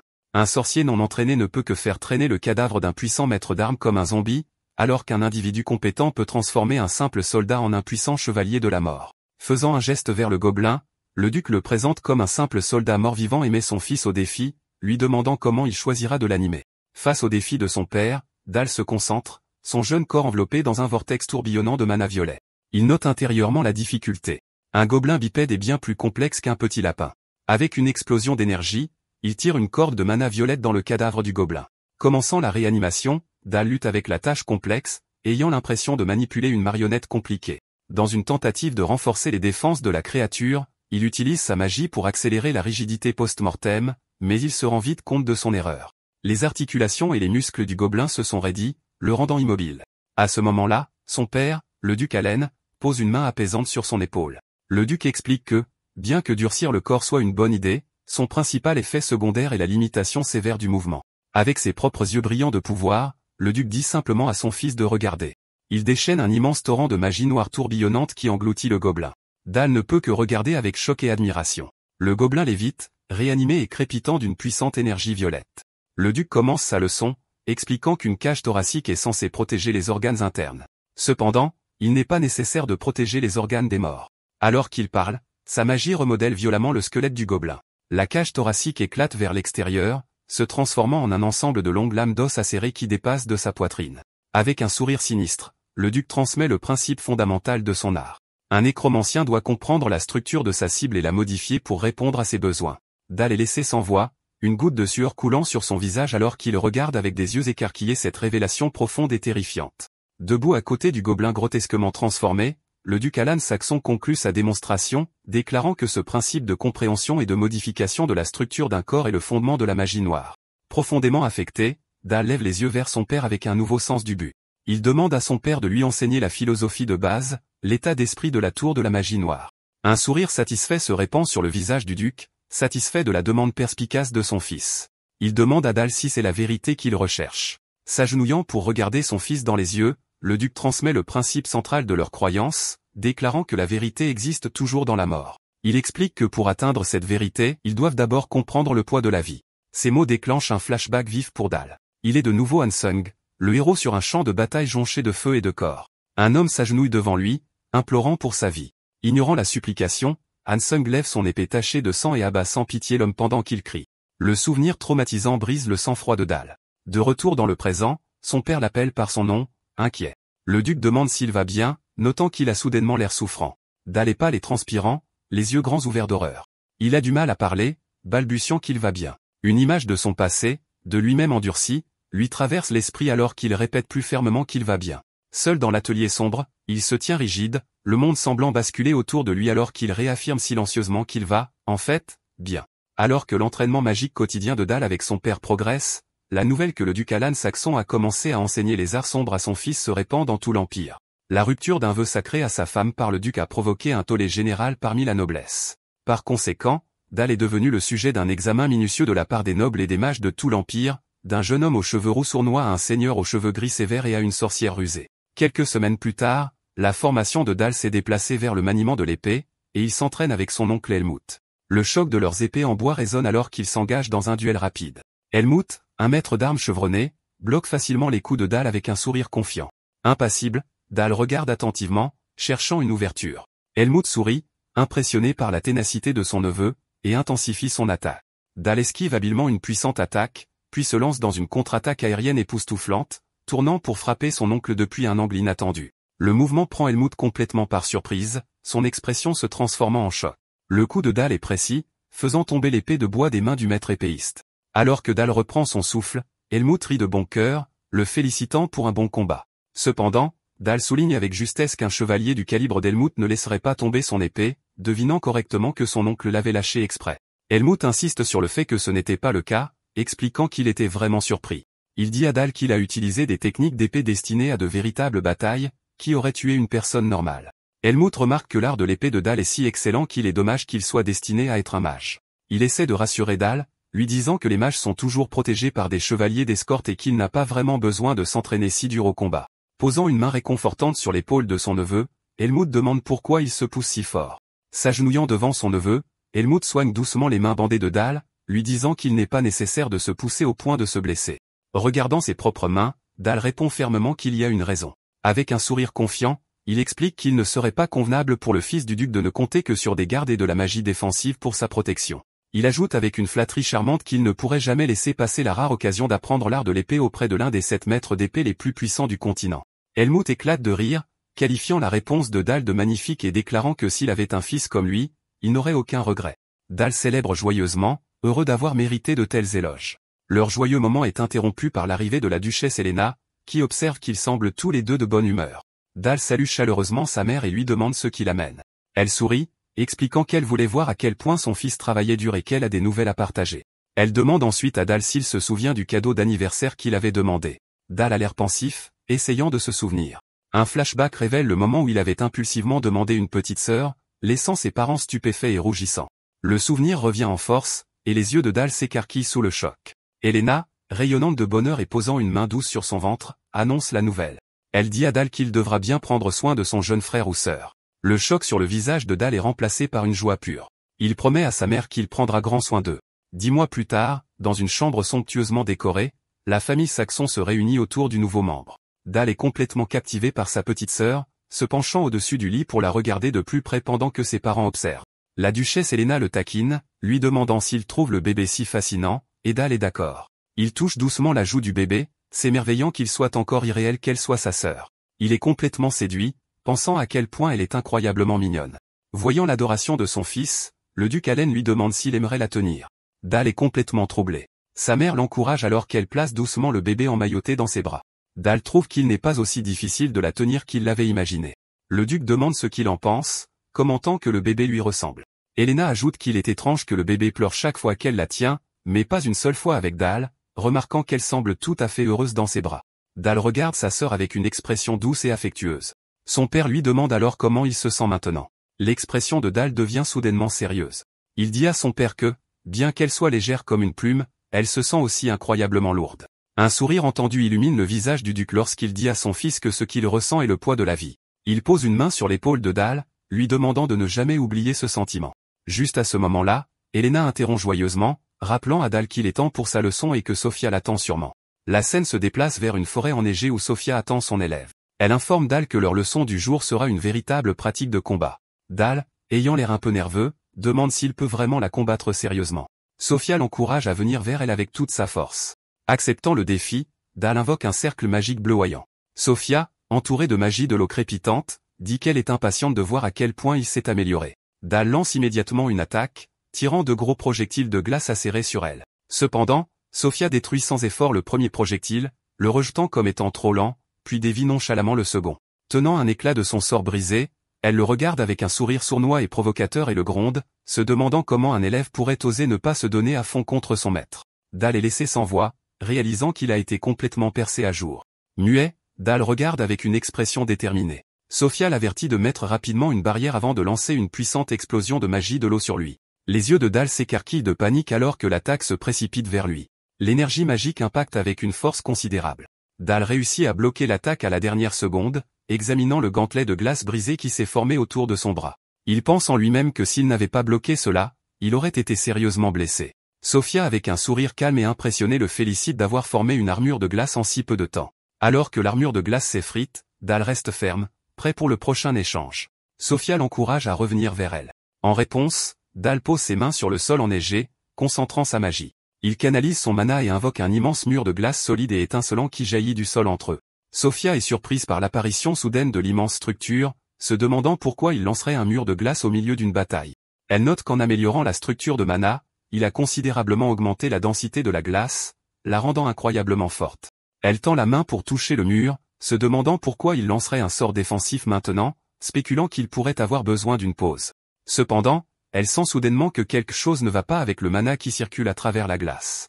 Regardant de plus près, elle voit que le mur est construit avec une barrière de mana hexagonale et la reconnaît comme une formule d'explosion et de fragmentation du givre. De derrière le mur, Dal, avec une concentration intense, donne une seule commande. Il ordonne au mur de détonner. Toute la structure explose dans un éclair de lumière bleue aveuglant. Sophia est prise complètement au dépourvu, son visage étant un masque de pur choc alors que l'explosion l'engloutit. Alors que la poussière retombe, Dal se tient au milieu de l'épave, triomphant. Il raconte le sort complexe qu'il vient d'utiliser. Il a condensé un mur de glace, renforçant les molécules avant de les compresser, le transformant ainsi en une puissante grenade. Il pense qu'il aurait été difficile pour son maître de l'éviter. Cependant, alors que la brume se dissipe, sa confiance se transforme en peur. Il voit une silhouette qui semble être Sophia, gelée sur place. Il l'appelle paniqué, mais la vraie Sophia apparaît à côté de la statue de glace, lui demandant s'il l'a appelée. Dal est surpris de réaliser que la figure gelée était une illusion. Sophia dissipe le leurre et félicite Dal pour sa technique. Elle touche une petite coupure sur sa joue, s'émerveillant qu'un mage du premier cercle puisse blesser un ancien de la tour de magie. Dal s'excuse, insistant sur le fait qu'il n'a jamais voulu la blesser. À sa surprise, Sophia lui dit qu'elle est reconnaissante de la blessure. Elle explique que cela signifie qu'il lui faisait suffisamment confiance pour utiliser toute sa force, et en tant que son maître, cela la rend incroyablement fière. Elle lui ébouriffe affectueusement les cheveux, lui demandant comment il a eu l'idée d'un tel sort. Dal, rayonnant, répond que c'est grâce à ce qu'elle lui a appris. Sophia le regarde avec un sourire chaleureux. Plus tard, Sophia fait son rapport au duc Alan Saxon. Il remarque immédiatement la blessure sur sa joue. Sophia explique qu'elle a été négligente en enseignant à Dal, admettant que son sort était extraordinairement précis. Le duc a l'air inquiet, disant à Sophia qu'il lui est redevable. Sophia rejette son inquiétude, déclarant qu'enseigner à un étudiant talentueux comme lui est une joie. Le duc dit alors qu'il a une autre requête. Son expression devient sérieuse. Il l'informe qu'ils ont reçu des rapports d'orques traversant la chaîne de montagnes dans leur territoire. Bien que ce soit une menace mineure, il révèle sa véritable intention. Il prévoit d'envoyer Dal dans cette bataille. La nouvelle choque Sophia qui proteste immédiatement que Dal n'est pas prêt pour un vrai combat. Le duc Alan Saxon rejette les inquiétudes de Sophia, expliquant que Dal ne sera pas en première ligne. Une puissante aura sombre jaillit autour de lui alors qu'il déclare que défendre le territoire est le devoir juré de la maison Saxon, et en tant qu'héritier, Dal doit accepter cette responsabilité. Voyant sa détermination, Sophia demande ce qu'il a besoin qu'elle fasse. L'attitude du duc s'adoucit. Il révèle son plan. Il confiera à Dal un artefact puissant de la collection de leur famille et demande à Sophia de guider son fils jusqu'à ce qu'il apprenne à contrôler son immense pouvoir. Les artefacts sont des objets imprégnés d'un pouvoir incroyable et d'une volonté propre. Ils nécessitent un paiement soit du mana, soit de la force vitale de l'utilisateur. Plus un artefact est puissant, plus il devient dangereux, et en manier un peut être fatal. La scène se déplace vers Dal, son père et Sophia descendant un grand couloir. Le duc déclare que la maison Saxon maîtrise depuis longtemps la manipulation d'objets aussi puissants lorsqu'ils arrivent au caveau d'artefacts de la famille. Il se tourne vers son fils, l'informant officiellement qu'en tant qu'héritier, il doit se préparer au combat. Dal est initialement choqué, mais sa surprise se transforme rapidement en excitation. Avant qu'il n'entre, le duc ajoute une condition. Premièrement, Dal doit apprendre à contrôler le pouvoir des ténèbres que manie leur famille. Il ouvre les portes, révélant une vaste chambre remplie d'innombrables artefacts. Dal est émerveillé. Le duc présente les artefacts du roi démon, que leurs ancêtres gèrent depuis la conquête du domaine du roi démon. Il avertit son fils de ne jamais les comparer aux artefacts ordinaires, et Dal peut sentir le mana intense rayonner de chaque objet. Le duc confirme qu'ils sont tous extrêmement dangereux et avertit strictement Dal de ne rien toucher tant qu'il n'aura pas appris à les contrôler. Cependant, alors qu'il donne cet avertissement, lui et Sophia réalisent que Dal n'est plus avec eux. Le duc se tourne en panique seulement pour voir que son fils s'est déjà égaré dans le caveau, demandant exaspéré où il a bien pu aller. Un instant auparavant, Dal erre déjà dans le caveau à la recherche d'un objet approprié. Les artefacts sombres sensibles l'interpellent. Un bouclier propose de l'aider à tuer ses ennemis tandis que des bagues et des bibelots promettent de l'aider à atteindre de nouveaux sommets de pouvoir. Dal s'arrête, sentant les artefacts résonner avec le ressentiment de sa vie passée. Avec un sourire confiant, il les rejette. Ce niveau de puissance n'est pas suffisant. Il a besoin de quelque chose de beaucoup plus fort pour sa vengeance. Il remarque alors une cape à capuche sombre drapée sur une vitrine. Il la reconnaît comme une cape d'ombre, un artefact de premier ordre utilisé par le duc Bertha de l'armée du roi démon. Elle a la capacité terrifiante de donner forme aux ombres, faisant de son utilisateur un adversaire difficile. Sans réfléchir, Dal décide de l'essayer. Au moment où il la glisse sur ses épaules, son père et Sophia le trouvent, criant son nom avec alarme, mais il est trop tard. Des vrilles sombres jaillissent de la cape, s'enroulant autour de Dal. Il est entraîné dans un vide sombre où une voix puissante résonne, criant à plusieurs reprises qu'elle a faim. Ce n'est pas une ombre ordinaire. Son précédent utilisateur peut commander les ténèbres comme une entité vivante. Pour la contrôler, le nouvel hôte doit forcer la créature de l'ombre à l'intérieur à une soumission totale. Réalisant cela, Dal relève le défi avec un sourire déterminé. En réponse, une créature monstrueuse de ténèbres pures descend sur lui pour commencer l'épreuve des volontés. Alors que la monstrueuse créature de l'ombre descend, Dal concentre sa volonté. À l'extérieur du vide, le duc Allen et Sophia regardent la cape d'ombre envelopper complètement Dal, formant une sphère massive de ténèbres pures. Le temps passe et l'inquiétude du duc grandit. Il explique à Sophia que si l'épreuve continue, Dal perdra la raison et sera dévoré par la créature de l'ombre. Alarmée, Sophia demande ce qu'ils peuvent faire. Le duc déclare qu'ils devront sortir Dal de force. Cependant, au moment où il est sur le point d'intervenir, la sphère sombre pulse violemment. Avec une explosion, les ombres se dissipent, révélant Dal debout au centre indemne, portant maintenant la cape d'artefact. Il sort calmement des ténèbres et répond à l'appel de son père. Sophia se précipite à ses côtés, lui demandant avec anxiété s'il va bien. Dal la rassure en lui disant qu'il va bien, ajoutant avec un sourire joyeux que l'épreuve n'a fait que piquer un peu. Son attitude désinvolte laisse Sophia stupéfaite. Elle ne peut pas comprendre comment il peut être aussi indemne. Elle se demande comment un enfant peut endurer la pression mentale d'apprivoiser un artefact aussi malveillant. Ayant conquis son premier artefact de roi démon, Dal se tourne vers son père. Avec une expression innocente et brillante, il demande s'il peut essayer les autres artefacts également. La requête absurde laisse à la fois le duc et Sophia sans voix. Après un long soupir, le duc donne à contre-cœur sa permission. Ravi, Dal le remercie et s'élance pour continuer son exploration, un processus qui lui prendra toute la journée et toute la nuit. Quelques jours plus tard, sur les terrains d'entraînement de la famille ducale, Helmut regarde son neveu avec une expression choquée et inquiète, lui demandant si l'infâme artefact que Dal porte est bien la cape d'ombre. Dal confirme joyeusement que c'est le cas. Toujours inquiet, Helmut lui rappelle qu'on dit que l'artefact est incroyablement difficile à contrôler.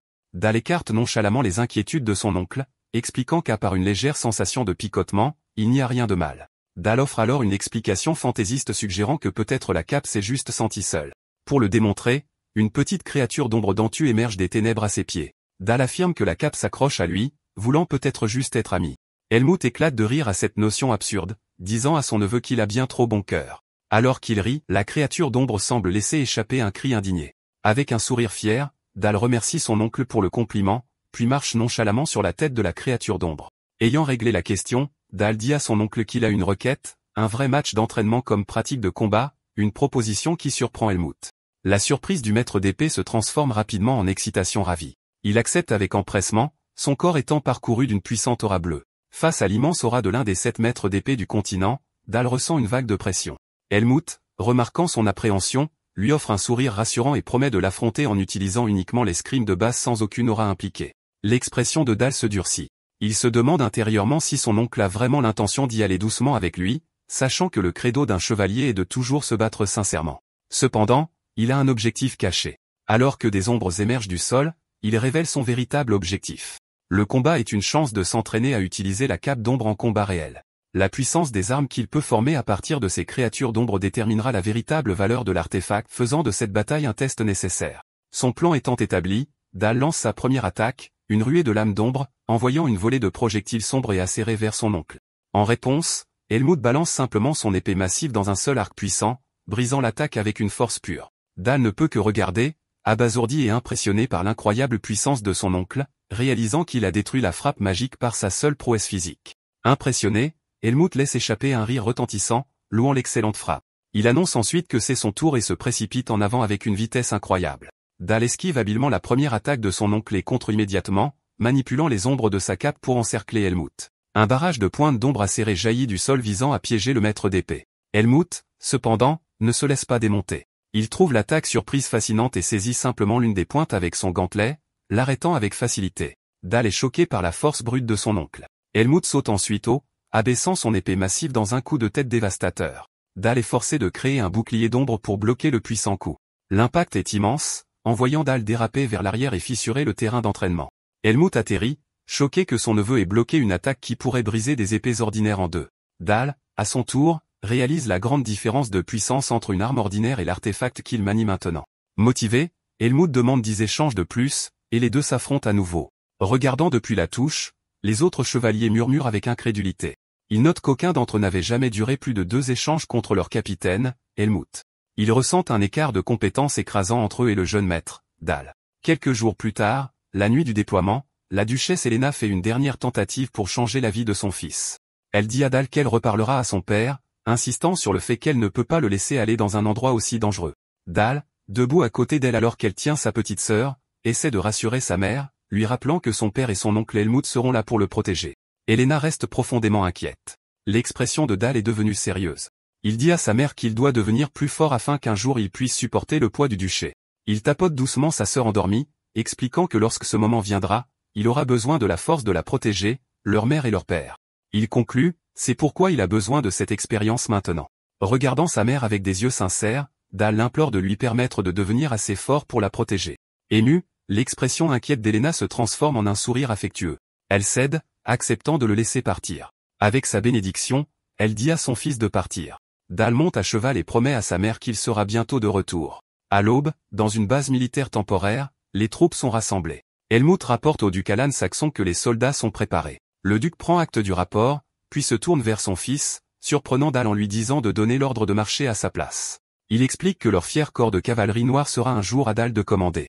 Alors que son père déclare que ce sont ses chevaliers, Dal est frappé d'une profonde réalisation. Ces soldats appartiennent à Dal, pas à Hansung, le héros usé par la bataille de sa vie passée. Un nouveau sens du bulle l'envahit. Ce sera sa première bataille en tant que leur chef, et il se jure que cette fois, les choses seront différentes. Montant vers l'avant, Dal sait que le moment est venu. D'une voix puissante, il lève le poing et donne l'ordre, disant aux fières épées de la maison Saxon de marcher en avant. À l'unisson parfait, les chevaliers lèvent leurs armes et répondent par un rugissement tonitruant, reconnaissant le commandement de leur jeune maître. Alors que les troupes traversent la forêt, les détails de l'opération sont exposés. La force se compose de 250 cavaliers soutenus par les gardiens d'hiver d'élite. Leur cible est une horde d'environ 1000 orques. Le plan est de frapper en premier en traversant la partie inférieure de la rivière perfide à débit rapide et en lançant une embuscade surprise. Le commandant reconnaît qu'il n'y a qu'un seul moyen pour leurs 250 hommes de traverser une rivière aussi profonde rapidement. Juste à ce moment-là, Sophia apparaît devant eux, sa présence étant entourée d'une douce bourrasque de neige magique. Elle leur demande de s'écarter, annonçant qu'elle formera un pont de glace pour eux. Dal est ravi de voir sa maîtresse, profondément touché qu'elle vienne les aider, surtout compte tenu de sa philosophie de non-violence.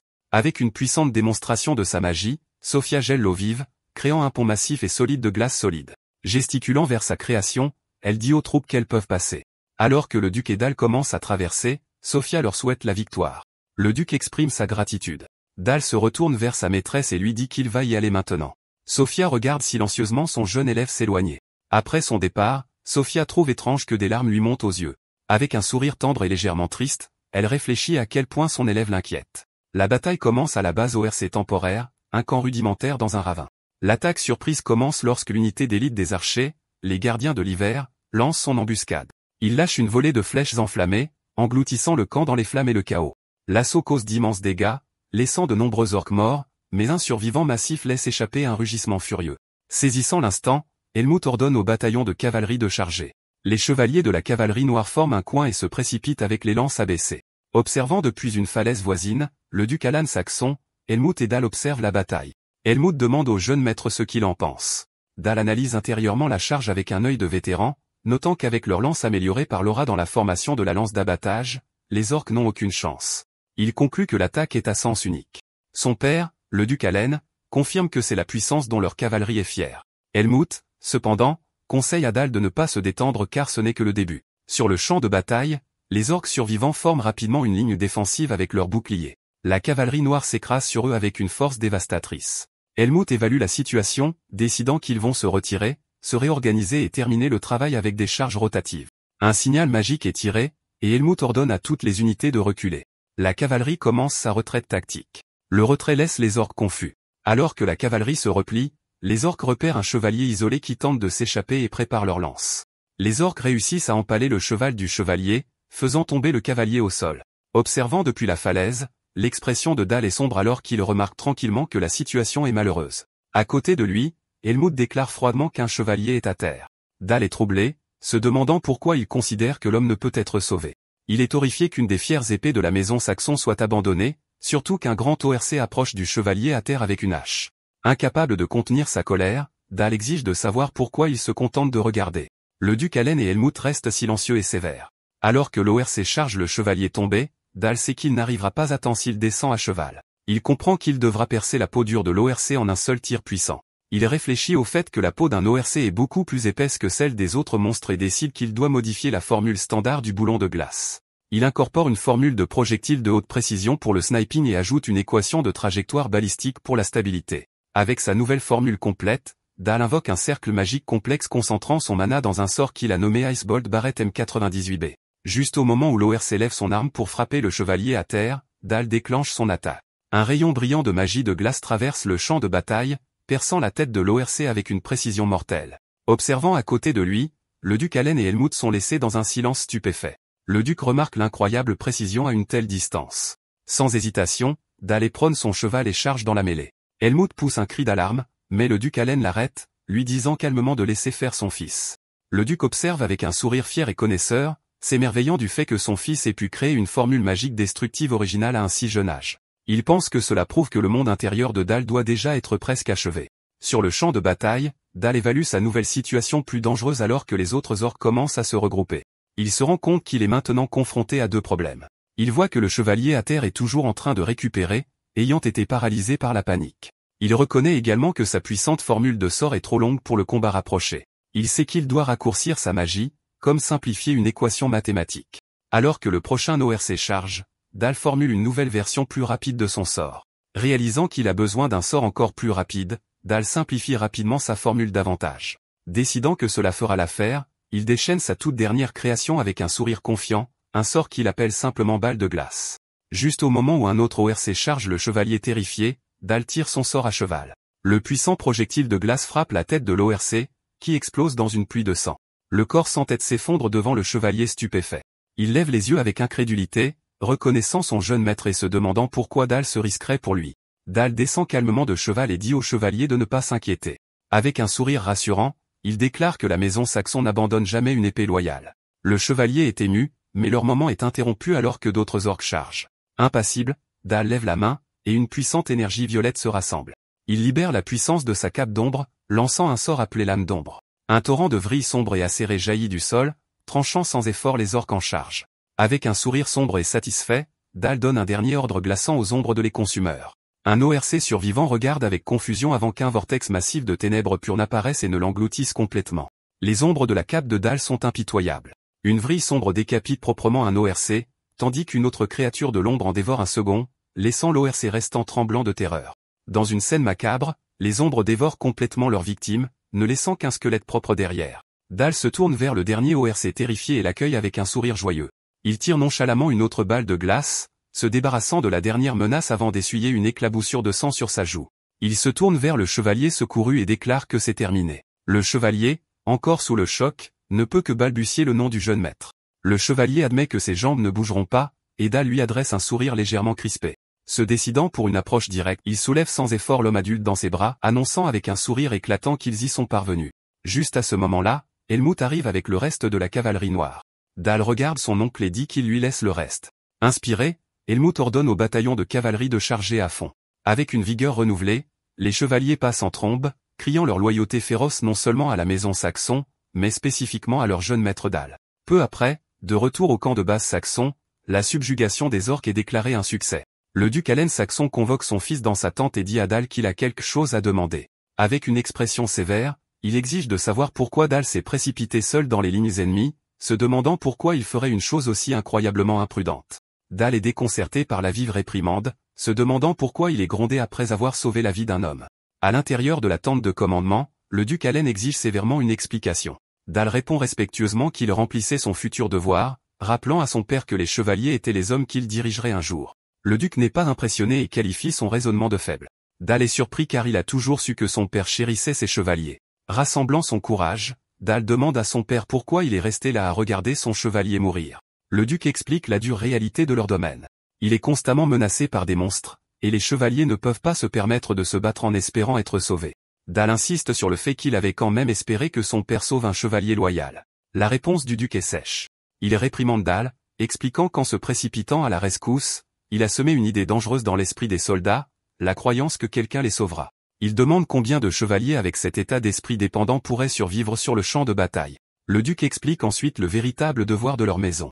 Leurs chevaliers doivent sans cesse aiguiser leurs lames et se pousser à leurs limites absolues. Ce n'est que lorsqu'ils auront atteint ce point que lui, en tant que leur seigneur, interviendra personnellement. C'est, déclare-t-il, le noble fardeau que leur famille doit porter. Dal écoute, admettant que la froide vérité logique de son père est juste, un fait qu'il avait oublié dans sa nouvelle vie. Juste au moment où Dal assimile cette leçon, l'attitude de son père s'adoucit. Posant une main sur l'épaule de son fils, le duc dit qu'il a été impressionné par la volonté de Dal et l'encourage à ne jamais perdre cet esprit. Dal comprend et fait un salut respectueux. La leçon terminée, le duc dit à son fils qu'il est temps de retourner au château. L'histoire de Dal sauvant le chevalier devient un commérage populaire, grandissant rapidement au point que les gens prétendent qu'il a tué à lui seul un millier d'orques. Dal, trouvant l'histoire incroyablement embarrassante, ne peut qu'essayer de cacher son visage rougissant. Cet incident, cependant, apporte une nouvelle énergie au duché. Quelques jours plus tard, sur le terrain d'entraînement, Dal est accueilli par une rangée de chevaliers agenouillés qui l'accueillent avec un respect écrasant. Déstabilisé, il leur dit que ce n'est pas nécessaire. Juste à ce moment-là, Helmut apparaît avec un large sourire, disant fièrement à son neveu de se tenir droit. Il rallie les chevaliers en déclarant qu'ils doivent tous devenir plus forts pour leur jeune maître, et ils rugissent en signe d'accord. Dal ne peut qu'observer leur intense dévotion avec un sourire maladroit. Une servante annonce que les invités de la maison Orard sont arrivés, et Helmut se prépare à escorter Dal pour les rencontrer. Dal sait que c'est un invité spécial. La maison Orard, dirigée par l'épée divine, Bardel, était une noble maison du royaume de Teutonia, maintenant déchue, détruit pendant la guerre de l'Empire. Dal remarque un changement dans l'expression de son oncle, devinant qu'Helmut se souvient de l'épée divine, l'homme qui l'a guidé vers la chevalerie. Réalisant que la rencontre pourrait être tendue, Dal et Helmut jettent un coup d'œil dans la salle du trône. À l'intérieur, le duc Allen et la duchesse Helena sont assis. Un attendant annonce les invités, et le duc ordonne à Dal et Helmut de les faire entrer. Une femme en tenue formelle avec un chapeau voilé entre avec une jeune fille aux cheveux blonds. La femme se présente comme Vanessa Orard et salue humblement le duc saxon. Vanessa présente ensuite sa fille, Charlotte Orard. La jeune fille a une expression féroce et provocante. Dal est confus par la tension soudaine. Charlotte confronte avec colère sa mère, lui demandant pourquoi elle se prosterne devant eux, mais Vanessa essaie de la faire taire. Cependant, le duc Allen intervient calmement, montrant de la compréhension pour ce que Vanessa a enduré. Pour désamorcer la situation, il demande à Dal d'escorter Lady Charlotte dans le château. Dal accepte poliment. Suivant la demande de son père, Dal s'approche de Charlotte avec un sourire poli, lui offrant sa main. Alors qu'il l'invite à venir avec lui, son expression se durcit. Avec un cri furieux, elle repousse sa main, lui disant de ne pas la toucher. Dal est laissé perplexe par l'explosion hostile. L'exhibition soudaine choque tout le monde dans la salle du trône. Mortifiée, Vanessa se précipite vers sa fille, la grondant et exigeant qu'elle s'excuse. Ignorant sa mère, Charlotte laisse échapper un son de frustration et sort de la salle du trône en claquant la porte derrière elle. Dans le silence tendu, Vanessa s'excuse abondamment pour le comportement de sa fille, expliquant que les événements récents l'ont laissée émotionnellement instable. Une duchesse Helena inquiète demande ce qui s'est passé. Vanessa explique la détresse de sa fille. Un nouvel superviseur, le comte Brandambur, connu sous le nom de Roi Cochon, a été affecté à leur territoire. Elle explique que dans sa quête tordue d'un héritier, le comte s'attaque à tout épéiste talentueux. Vanessa révèle avec angoisse que cette obsession ignoble s'étend même à sa jeune fille, Charlotte. Elle a à peine réussi à s'échapper avant qu'il ne puisse la toucher, mais le souvenir d'une telle horreur n'est pas facilement effacé. Le duc et la duchesse écoutent avec des expressions solennelles. Vanessa conclut en déclarant qu'en tant que noble déchu, son pouvoir est limité. Elle implore le duc d'accepter sa fille comme servante de la maison saxon, afin que Brandemburg ne puisse plus jamais mettre la main sur elle. Pendant ce temps, Dal trouve Charlotte sur le terrain d'entraînement du Cal. Il l'appelle, et elle se retourne, toujours contrariée. Dal lui demande si elle sait où elle va, ce à quoi elle répond avec défi qu'elle s'en fiche. Il lui demande ensuite avec un sourire amical si sa main va bien après la gifle. Elle confirme que ça va bien. Alors qu'elle se détourne, il remarque qu'elle a l'air d'avoir pleuré et pense que malgré son comportement hostile, elle n'est encore qu'une enfant contrariée. Soudain, toute son attitude change. Ses yeux brillent de détermination alors qu'elle dégaine rapidement son épée. Elle déclare qu'il devrait avoir un match et ordonne à Dal de la maison Saxon de dégainer son épée. Dal est complètement stupéfait par le défi soudain et agressif. Debout sur le terrain d'entraînement enneigé, Charlotte pointe son épée sur Dal et exige qu'il la combatte. Dal, cependant, répond avec un sourire suffisant, lui disant qu'il a d'abord besoin d'une raison. Il la taquine, mentionnant l'histoire folle de l'homme qui a massacré 1 millier d'orques pour sauver une seule nuit. Charlotte n'est pas amusée. Elle déclare que son intention est de le vaincre, celui qui est dit être inégalable, et de prouver au monde qu'elle est plus forte. Ce faisant, elle croit qu'elle peut alors prouver qu'elle est capable de protéger sa maison de cet homme. Quand Dal demande qui, elle nomme son plus grand ennemi, le comte Brandemburg, le saint épéiste. Le nom frappe Dal comme un coup. Une pure fureur le submerge alors qu'il se souvient de Brandemburg comme du chien de l'Empire qu'il a trahi et assassiné dans sa vie passée. Il est enragé d'entendre son nom ici. Cependant, son esprit stratégique prend le dessus. Réalisant qu'ils partagent la même cible, il voit Charlotte comme une alliée précieuse. Mais d'abord, il décide qu'elle a besoin d'une dose de réalité. D'un mouvement rapide, il dévie son épée avec désinvolture. Puis il s'éloigne vers un tonneau d'épée d'entraînement, la laissant perplexe. Il prend une épée courte et se retourne avec un sourire condescendant, lui disant qu'elle n'est qu'une enfant qui ne sait rien. Puis il lance un défi, l'invitant à l'attaquer avec tout ce qu'elle a. Enragée, Charlotte serre les dents et dit que c'était déjà son intention. Elle charge en avant, sa rapière brillant d'une aura verte alors qu'elle lance une puissante frappe. À son grand étonnement, Dal bloque facilement le coup avec sa petite épée d'entraînement. Leurs lames s'entrechoquent à nouveau avec une force incroyable. De plus en plus furieuse, Charlotte lance une rafale d'attaques incessantes, mais Dal bloque calmement et habilement chaque coup. Pendant qu'ils se battent, Dal analyse sa technique. Il remarque son habileté, observant qu'elle dévie ses contres avec des mouvements précis du poignet et qu'elle canalise même une faible aura. Il réalise qu'elle utilise ce pouvoir pour compenser, ce qui lui permet de manier une rapière trop grande et trop lourde pour son petit gabarit. Le duel continue. Un chevalier accumule de l'aura pour dépasser les limites humaines. Leurs lames s'entrechoquent avec une explosion d'énergie, faisant reculer les deux combattants. Dal est impressionné, reconnaissant Charlotte comme une véritable chevalière. Sentant un avantage en pure maîtrise de l'épée, Charlotte sourit avec assurance et renouvelle son assaut, se jetant avec un coup précis que Dal dévie de justesse. Elle profite de son avantage, chargeant en avant avec une attaque puissante. Avec son aura crépitante, elle croit avoir le dessus. Un flashback révèle la source de sa détermination farouche. Son père, le grand épéiste divin, était parti quand elle est née, mais sa mère lui racontait des histoires de son héritage. Sa mère lui a inculqué le profond devoir de protéger leur maison à sa place. Même lorsque leur royaume est tombé, son entraînement n'a jamais cessé.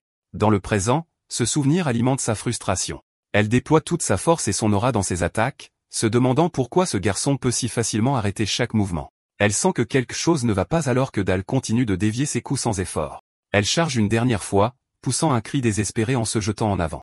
Dal, cependant, part facilement son attaque, et avec une seule contre-attaque, il frappe sa rapière, la faisant tomber de sa main. Complètement vaincue, Charlotte s'effondre à genoux dans la neige, son épée plantée dans le sol à proximité, et demande avec désespoir pourquoi elle ne peut pas gagner. Dal fournit une réponse simple et écrasante. C'est parce qu'elle n'est pas l'épéiste divin lui-même. Il adoucit le ton, lui disant que sa fierté en tant que fille de l'épéiste n'est pas mauvaise. Cependant, il lui livre la dure vérité. Dans son état actuel, elle ne peut pas protéger sa maison du comte Brandemburg. Les mots font mouche, et des larmes coulent sur le visage de Charlotte alors qu'elle admet que l'épéiste sacré est des dizaines de fois plus fort qu'elle. Levant les yeux vers Dal avec les yeux remplis de larmes, elle demande ce qu'elle est censée faire. En réponse, Dal fait une déclaration solennelle. Lui, Dal de la maison Saxon, jure sur le nom de sa famille de devenir le protecteur de la maison Aurare. Charlotte ne peut que le regarder en retour, stupéfaite et complètement confuse par son vœu inattendu. Tenant la rapière de Charlotte, Dal lui fait une promesse solennelle. Il déclare que jusqu'au jour où elle deviendra assez forte pour vaincre elle-même le comte Brandemburg, lui et toute la maison Saxon agiront comme son bouclier. Toujours à genoux, Charlotte demande pourquoi il ferait une telle chose. Dal lui tend son épée et répond simplement en déclarant que c'est parce que son épée en vaut la peine. Puis il lui donne une condition, lui demandant de jurer de devenir une épée pour lui et pour la maison Saxon. Essuyant les larmes de ses yeux, Charlotte considère son offre. Après un moment, un petit sourire apparaît sur son visage alors qu'elle accepte, se demandant comment elle pourrait refuser une telle offre. Elle prend sa rapière et s'agenouille devant lui, faisant son propre vœu. Elle, Charlotte Aurare, jure sur son honneur de chevalière. Bien que cela puisse sembler être une promesse enfantine, la détermination derrière leurs mots était assez forte pour être considérée comme un véritable vœu, scellant leur pacte sur les terrains d'entraînement enneigés. Plus tard dans la journée, au bureau du duc, l'affaire est réglée. À la demande de Lady Vanessa, Charlotte devient officiellement une servante de la maison Saxon. Le duc Allen Saxon note avec surprise que son fils a accepté la situation sans hésitation. Il demande à Dal ce qui s'est passé entre lui et la jeune fille. Dal explique qu'ils ont fait une promesse et qu'il a invoqué le nom de la maison Saxon, jurant de protéger la maison Aurare. L'expression du duc s'assombrit. Il demande sévèrement à son fils s'il a invoqué le nom de leur famille par simple pitié. Dal répond fermement qu'il ne l'a pas fait. On demande à Dal ce qu'il souhaite vraiment obtenir par un tel vœu. Avec un sourire confiant, Dal explique son raisonnement stratégique. Il souligne que Charlotte est la seule lignée de l'épéiste divin et qu'elle possède un talent exceptionnel. En prêtant un nouveau serment ensemble, il s'est assuré un atout futur puissant. Ce qu'il cherche vraiment, déclare-t-il, c'est une nouvelle épée divine qui sera un jour maniée pour le bien de leur duché. Le duc Allen est visiblement surpris par la clairvoyance et l'ambition de son fils. Sa surprise se transforme rapidement en un sourire fier et satisfait lorsqu'il dit simplement « Bien ». Dal est satisfait, sachant qu'il a réussi. Il pense qu'avec le dernier de la lignée de l'épée divine maintenant sous leur toit, il a porté un bon coup contre ce bâtard, Brandembur. La scène se déplace ensuite à Malbur, la capitale de l'ancien royaume de Teutonie, à l'intérieur du château du comte Brandembur. Le comte est en colère, brisant un verre de vin sur son bureau. Il exige furieusement de savoir comment cet imbécile arrogant, le duc Saxon, a osé bouger en premier et prendre Charlotte. Un subordonné s'excuse timidement. Brandembur frappe son poing sur le bureau, criant à ses hommes qu'ils sont des idiots qui n'ont même pas pu capturer une petite fille. Le subordonné explique qu'ils ont envoyé des assassins, mais qu'ils ont tous été tués avant de pouvoir atteindre le domaine saxon. Il ajoute qu'il soupçonne Charlotte Aurare d'elle-même de les avoir repoussés. Dégoûté, Brandembur renvoie ses hommes comme inutiles. Avec un lourd soupir, il se dirige vers une magnifique épée exposée dans son bureau, posant une main sur sa poignée et se remémorant les bons moments. Un flashback montre son passé perfide, poignardant Hansung dans le dos. Dans le présent, il tient l'épée sacrée, Durandal, et lui demande si elle est d'accord. Avec une expression lubrique inquiétante, il appelle Charlotte sa charmante fiancée et dit à son épée d'attendre encore un peu. Il lèche la lame et jure qu'il obtiendra l'héritier parfait pour hériter de l'épée, quoi qu'il arrive. Se retournant vers son subordonné, Brandembur donne un nouvel ordre impitoyable. Il lui ordonne de contacter la guilde des voleurs et d'envoyer ses hommes sur le territoire du duc. Avec un sourire sinistre, il dit à l'homme de les payer ce qu'il demandait de lui amener cette misérable Charlotte. Une semaine s'est écoulée depuis que Charlotte a prêté serment. Après s'être adaptée à sa nouvelle vie, elle a suivi une formation intensive de domestique et a intégré des séances de sparring quotidiennes avec Dal dans sa routine. Sur le terrain d'entraînement, Helmut arbitre en demandant si les deux sont prêts. Dal dit avec assurance, bien sûr, tandis que Charlotte grogne avec détermination. Avec un sourire, Helmut leur ordonne de commencer. Leurs épées s'entrechoquent immédiatement. Dal ricane, manœuvrant habilement deux épées courtes tandis que Charlotte part ses coups avec sérieux. Dal déclenche une rapide rafale de coups, mais Charlotte bloque habilement chacun d'eux. Helmut observe en silence, se demandant intérieurement s'il s'agit d'un duel entre enfants. Il évalue que, bien qu'ils ne soient pas encore au niveau des chevaliers, leur intention de tuer et leur vitesse sont remarquables. Ils continuent leur échange à grande vitesse, leurs mouvements étant flous. Soudain, Dal utilise une tactique intelligente, saisissant sa cape pour dissimuler son épée. La feinte prend Charlotte au dépourvu, et sa surprise se transforme en fureur. Juste au moment où elle s'apprête à se lancer, Helmut apparaît instantanément entre eux, attrapant son poignet et arrêtant sa lame à quelques centimètres du visage de Dal. Il leur dit calmement que c'était un excellent travail. Helmut félicite Charlotte, mais elle rejette cela comme un compliment vide, demandant ce qui lui manque. Helmut demande si elle connaît la véritable essence du fleuret. Elle répond que c'est l'estoc. Non. Helmut répond sèchement. Il explique que la véritable essence de l'arme réside dans le jeu de jambes. Il analyse les derniers instants de leur duel, soulignant que Dal a évité son estoc et a réduit la distance. À ce moment-là, elle aurait dû élargir l'écart et attendre une nouvelle ouverture. Il continue, expliquant que plus elle plie et étend son bras avec un fleuret, plus la lame tremble et plus l'estoc perd en précision. Avec une expression sérieuse, Helmut livre son évaluation finale et brutale. Elle devra reconstruire ses bases à partir de zéro. La critique sévère laisse Charlotte choquée et indignée. Helmut continue, lui disant qu'il a remarqué que sa posture et son jeu de jambes ne sont pas raffinés. Charlotte rétorque qu'elle n'a jamais eu de professeur digne de ce nom. Helmut déclare qu'il est là maintenant et qu'il a l'intention de corriger sa posture bizarre. L'insulte enrage Charlotte, et elle crie pour protester tandis que Dal essaie de la calmer. Helmut rit, la taquinant en disant qu'elle a l'air si mignonne qu'il n'a pas pu résister. Pendant qu'ils se disputent, Dal réfléchit à son potentiel, se demandant à quelle vitesse elle va progresser sous la tutelle d'un maître d'armes et réalisant qu'il doit continuer à se dépasser. La scène se déplace vers l'entraînement magique de Dal, expliquant le processus difficile de construction d'un cercle de mana, qui peut prendre des décennies pour la plupart des mages. Cependant, Dal a progressé à un rythme étonnant. Sophia, son maître, demande avec incrédulité s'il a déjà terminé son deuxième cercle, ce qu'il confirme. La puissance du cercle d'un mage est mesurée en RPM. Un mage typique du premier cercle a environ 300 tours par minute. Le premier cercle de Dal mesure un incroyable 2000 tours par minute, et son nouveau deuxième est à 400 tours par minute. Étant donné que le minimum pour former un nouveau cercle est de 300 tours par minute, il peut déjà commencer à en créer un troisième. Décidant d'expérimenter, Dal se concentre sur l'amélioration de son sort de balle de glace. Il formule un plan pour renforcer les liaisons moléculaires du projectile afin d'augmenter sa masse et sa dureté, puis projette un canon magique pour augmenter sa rotation et sa vitesse. Il vise un arbre éloigné et libère sa nouvelle création. Balle de glace, balle perforante. Le projectile surpuissant traverse l'air, anéantissant complètement l'arbre dans une explosion massive d'énergie glaciale. Sophia et Dal se tiennent devant l'énorme cratère, et elle se demande ce qui vient de se passer. Dal note intérieurement l'augmentation significative de la puissance, réalisant l'influence d'un cercle de mana supplémentaire. Sophia sourit chaleureusement et le félicite, commentant qu'il apprend incroyablement vite. Dal répond humblement, c'est grâce à elle. Ces mots font faire une pause à Sophia, et elle le regarde avec tendresse. Elle réfléchit à ses actions, depuis le sauvetage de la nuit jusqu'à la gestion de la situation avec Charlotte. Elle note qu'il semble toujours utiliser sa force considérable pour les bonnes raisons. Elle admet qu'il lui fait peur parfois, mais inspire une confiance encore plus grande. Submergée par la fierté, elle serre soudainement son jeune élève dans une étreinte chaleureuse, lui disant qu'il est vraiment son fier élève. L'étreinte inattendue prend Dal au dépourvu, et il rougit furieusement. Son esprit mature de sa vie passée panique au contact, se plaignant intérieurement de la situation embarrassante. À l'aube dans la cour ducale, Dal se tient seul, encore troublé par l'étreinte de Sophia. Il pense qu'elle l'a surpris et se demande si elle le voit juste comme un enfant. Chassant cette pensée, il se dit de se concentrer sur son entraînement. Il invoque un énorme mur de glace déchiqueté comme cible. Il formule ensuite un nouveau sort, une variante de sa balle de glace conçue pour fonctionner comme une décharge de fusil de chasse. Balle de glace, chevrotine de calibre 12 au haut. Il tire, et le projectile principal se brise en balles plus petites qui criblent le mur de glace. Les projectiles glacés ricochant alors vers lui. Impassible, il invoque calmement un bouclier magique hexagonal pour les bloquer. Satisfait, il prend mentalement note d'essayer de l'adapter en une balle slug la prochaine fois. Soudain, une voix l'appelle par son nom.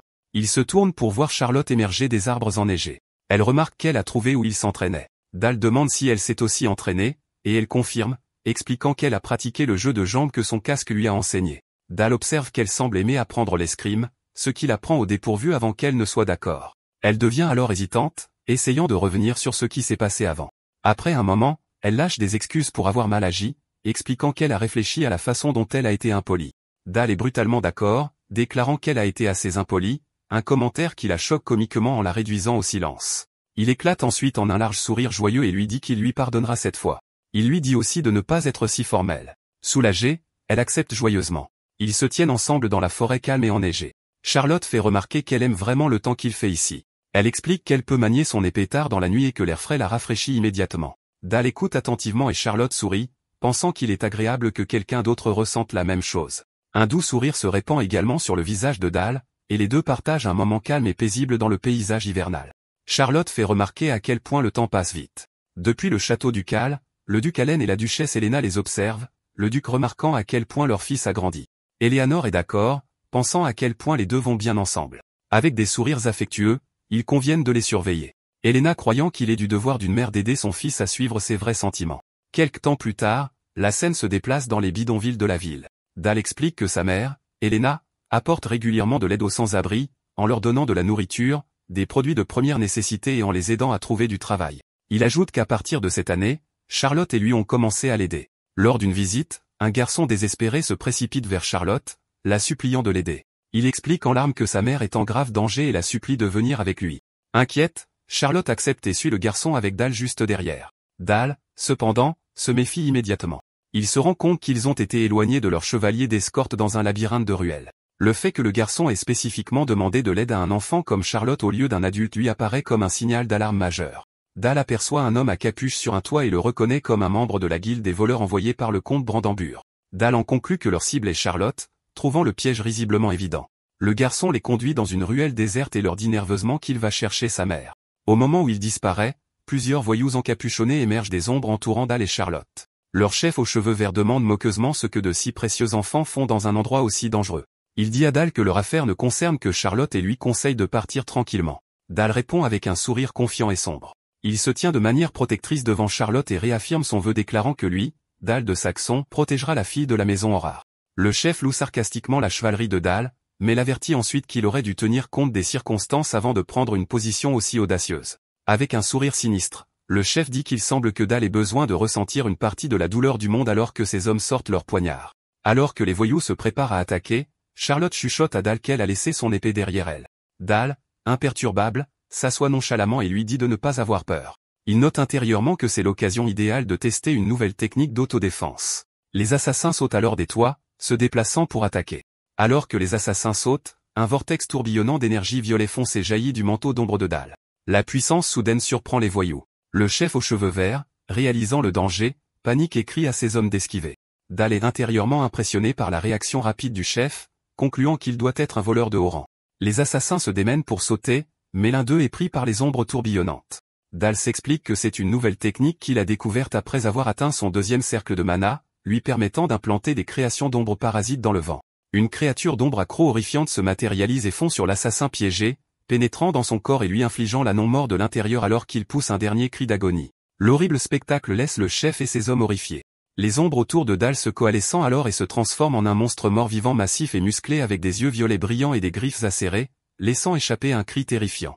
Les assassins regardent avec terreur, l'un identifiant la créature comme un mort-vivant tout en étant submergé par sa faim palpable. Le chef ordonne furieusement à ses hommes de tuer la créature, et il se précipite à contre-cœur. Frustré, le chef décide de s'en occuper lui-même, croyant que même le fils du duc mourra d'un coup de lame. Il passe à l'action, créant de multiples illusions qui entourent Dal dans la ruelle.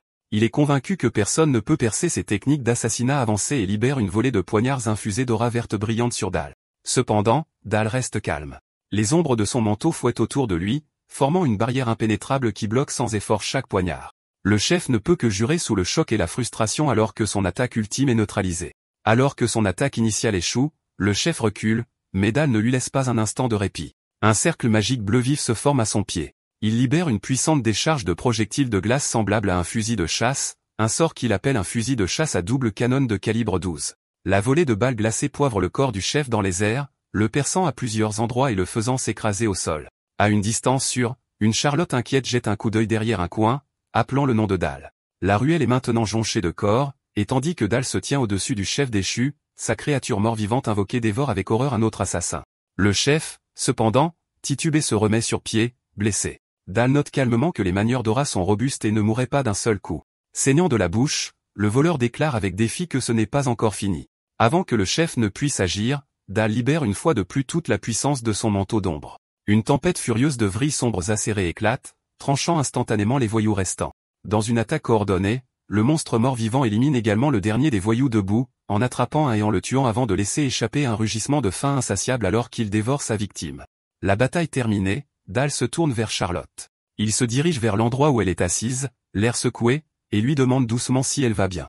Elle confirme doucement qu'elle va bien. Juste à ce moment-là, le seul assassin survivant tente désespérément de fuir, criant de terreur. Sans se soucier, Dal forme nonchalamment une balle de glace avec son pied, la tirant avec une précision parfaite pour percer la jambe de l'homme et le faire tomber. L'énorme créature mort-vivante attrape l'homme immobilisé qui commence à supplier pour sa vie. Dal, avec une présence calme et autoritaire, dit simplement au monstre de revenir. Alors que la créature se retire dans son ombre, le survivant terrifié propose immédiatement de tout dire à Dal ce qu'il sait. Dal s'approche de lui et lui demande s'il entend vraiment tout ce qu'il sait. Alors que l'homme accepte avec empressement, Dal, décidant qu'il n'est pas intéressé par ce qu'un voyou de bas niveau pourrait savoir, lève une main et tire une dernière balle de glace mortelle à travers la tête de l'homme. Se tenant au-dessus du corps, il déclare froidement qu'il n'est pas particulièrement intéressé, mettant fin à la confrontation de manière décisive et impitoyable. Il déclenche une explosion magique qui achève le dernier voleur, choquant Charlotte. Il lui dit que c'est le vrai visage du duché de Saxon, mais aussi le pouvoir qui la protégera et lui demande si elle a peur. Elle admet qu'elle l'est un peu, mais ce n'est pas grave parce qu'il l'a fait pour la protéger. Elle répète son vœu. Si sa famille devient son bouclier, elle deviendra son épée. Elle le remercie de lui avoir montré un avenir et déclare qu'elle deviendra plus forte. Il la regarde, pensant que son acceptation de Charlotte était en partie due à la culpabilité qu'il ressentait envers sa bataille, qu'il avait tuée dans sa vie passée. Son volontariat pour être son épée avait une signification bien plus grande qu'il n'aurait pu l'imaginer. Pendant ce temps, dans son château, le comte Brandemburg maudit la situation en lisant une lettre. C'est une invitation au château saxon, une convocation du duc noir pour lui demander des comptes sur la tentative d'enlèvement. Brandemburg réalise que, même en tant qu'épée sacrée de l'Empire, Il doit obtempérer. Quelques jours plus tard, le comte Brandembur arrive. Le duc, sur son trône avec Dal à ses côtés, l'accueille. Brandembur répond sarcastiquement que rien n'est plus urgent qu'une convocation du duc, pensant en lui-même que Dal et Charlotte sont de petits morveux rusés. Le duc poursuit, notant la grande inquiétude au sein de l'Empire concernant la récente tentative d'enlèvement sur ses terres. Il ajoute qu'il peut deviner pourquoi il a été convoqué, se demandant avec mépris comment lui, l'épée loyale de l'empereur, pourrait être impliqué dans une affaire aussi indécente. Pendant qu'il parle, une aura sombre et dense émane du duc et se répand dans le hall.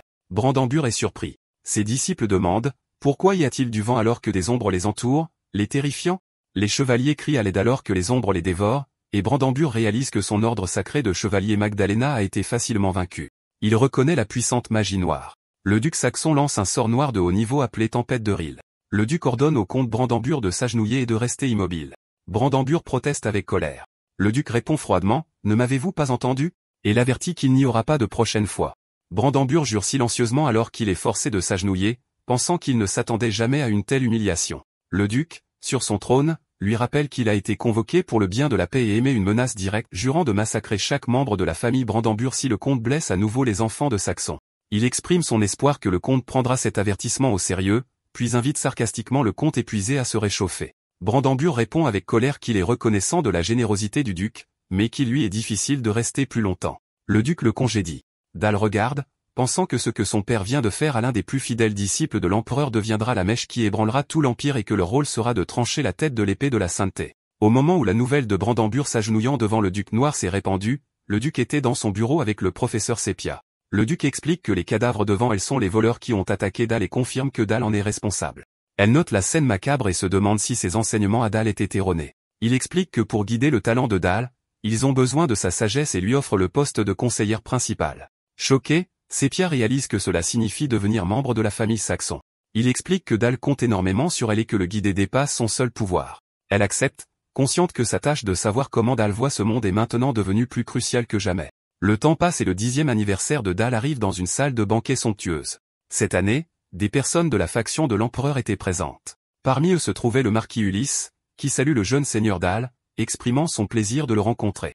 Pendant ce temps, les invités admiraient la nourriture raffinée, louant la générosité du duc. Dal regarde, pensant que ce sont les nobles centraux de la capitale impériale, le cœur de la faction de l'empereur. Il réalise que leur venue est un avertissement implicite de la famille impériale qu'elle ne restera pas les bras croisés concernant l'humiliation du comte Brandembur. Devant lui se trouve le messager qui comprend ce message, le marquis Ulysse.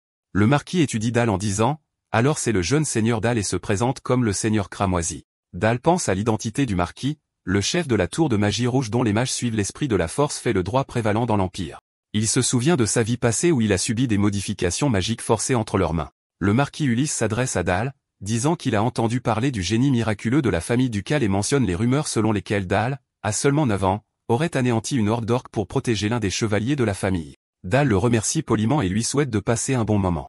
Il s'éloigne en pensant à quel point il est épuisant de recevoir des félicitations d'anniversaire de cette façon chaque année. Il préférerait s'entraîner avec Charlotte, mais son statut officiel de dame de compagnie l'en empêche. Plus important encore, il serait dangereux de voir la fille du dieu de l'épée pratiquer l'escrime. Soudain, il entend un cri et la voix d'un homme ordonnant à une servante de rester immobile. Dal suit le son pour trouver un homme attaquant une servante qui était au sol, le suppliant de la laisser tranquille, lui rappelant qu'elle sert la maison Saxon. Le gros homme lui crie dessus, se demandant comment une humble servante ose prononcer le nom de la famille du duc. Il se plaint qu'il est préférable de jouer avec une fille que de perdre du temps à la fête et menace de la massacrer si elle résiste. Alors que l'homme ordonne à la servante de se soumettre, Dal intervient, demandant froidement, « Que croyez-vous faire ?» L'homme, Pietro, est choqué et essaie de s'en sortir, demandant grossièrement à Dal s'il a déjà apprécié une femme puisqu'il est encore jeune. Il propose de lui enseigner personnellement tout en tenant la servante tremblante, Ève, et en la menaçant avec un couteau. Dal ignore sa provocation et rassure Ève de ne pas s'inquiéter. Il pense que comme il s'agit d'une société basée sur les classes, Pietro n'imaginerait jamais que lui, un noble, l'attaquerait, un invité impérial. Il exploite cette hésitation et lance un sort de glace frappant Pietro. Pietro tombe, et Dal réalise qu'attaquer l'homme de l'empereur n'est pas une bonne option. Pietro se relève avec colère, et Dal lui ordonne froidement de s'agenouiller et de s'excuser auprès de mademoiselle Ève, clarifiant qu'elle est l'une des personnes de la maison Saxon. Pietro proteste, lui rappelant qu'il est ici au nom de l'empereur et que l'insulter pour protéger une humble servante équivaut à Dal l'interrompt sarcastiquement. Sa Majesté l'empereur a-t-il l'habitude de violer les servantes d'autrui? Pietro est choqué et l'accuse d'oser dire une telle chose. À ce moment-là, le duc Jackson, le marquis Ulysse et le reste des invités arrivent. Le marquis Ulysse commente avec un sourire que c'est un spectacle intéressant. Le duc interroge son fils sur l'agitation. Dal explique que Pietro essayait d'agresser une servante de la maison Saxon. L'un des nobles demande sarcastiquement à Dal s'il traite Sir Pietro avec un tel mépris pour une raison aussi triviale. Pietro saisit l'occasion et se plaint au duc. Dal l'interrompt sévèrement. « Qui vous a permis de vous lever ?» Il s'adresse aux invités en expliquant que les nobles de la capitale impériale représentent l'empereur. Cependant, Pietro a essayé de ternir la réputation de l'empereur en agressant une humble servante, et pour cette raison, il ne pouvait pas tolérer son comportement honteux. Le marquis Ulysse rit, commentant que l'esprit vif du jeune seigneur est un chef-d'œuvre et confirme que ses paroles sont absolument correctes. Il ajoute, « Comment ose quelqu'un représentant sa majesté essayer d'agresser une simple servante ?» Il appelle son assistant Lara et lui ordonne de tuer cet insecte. Pietro. Pietro crie à l'aide. Ulysse lance une attaque de feu, et Pietro crie de douleur alors qu'il brûle. Ulysse déclare que les paroles du jeune seigneur sont correctes à 100%, et qu'il est de son devoir de brûler les insectes qui tentent d'insulter la famille impériale et l'Empire. Le marquis Ulysse conclut la scène en exprimant ses grands espoirs pour l'avenir du jeune seigneur Dal. Après que l'agitation se soit calmée, les hommes de l'empereur sont partis, et la paix est revenue au château du duc Saxon. Ensuite, un matin, la servante, Ève, réveille le jeune seigneur Dal. Il la remercie, remarquant son hésitation, et lui demande si elle veut lui dire quelque chose. Ève exprime timidement sa fierté de le servir. Il s'interroge sur son hésitation, pensant que même s'il est dans ce monde depuis longtemps, il n'est toujours pas habitué à un tel respect.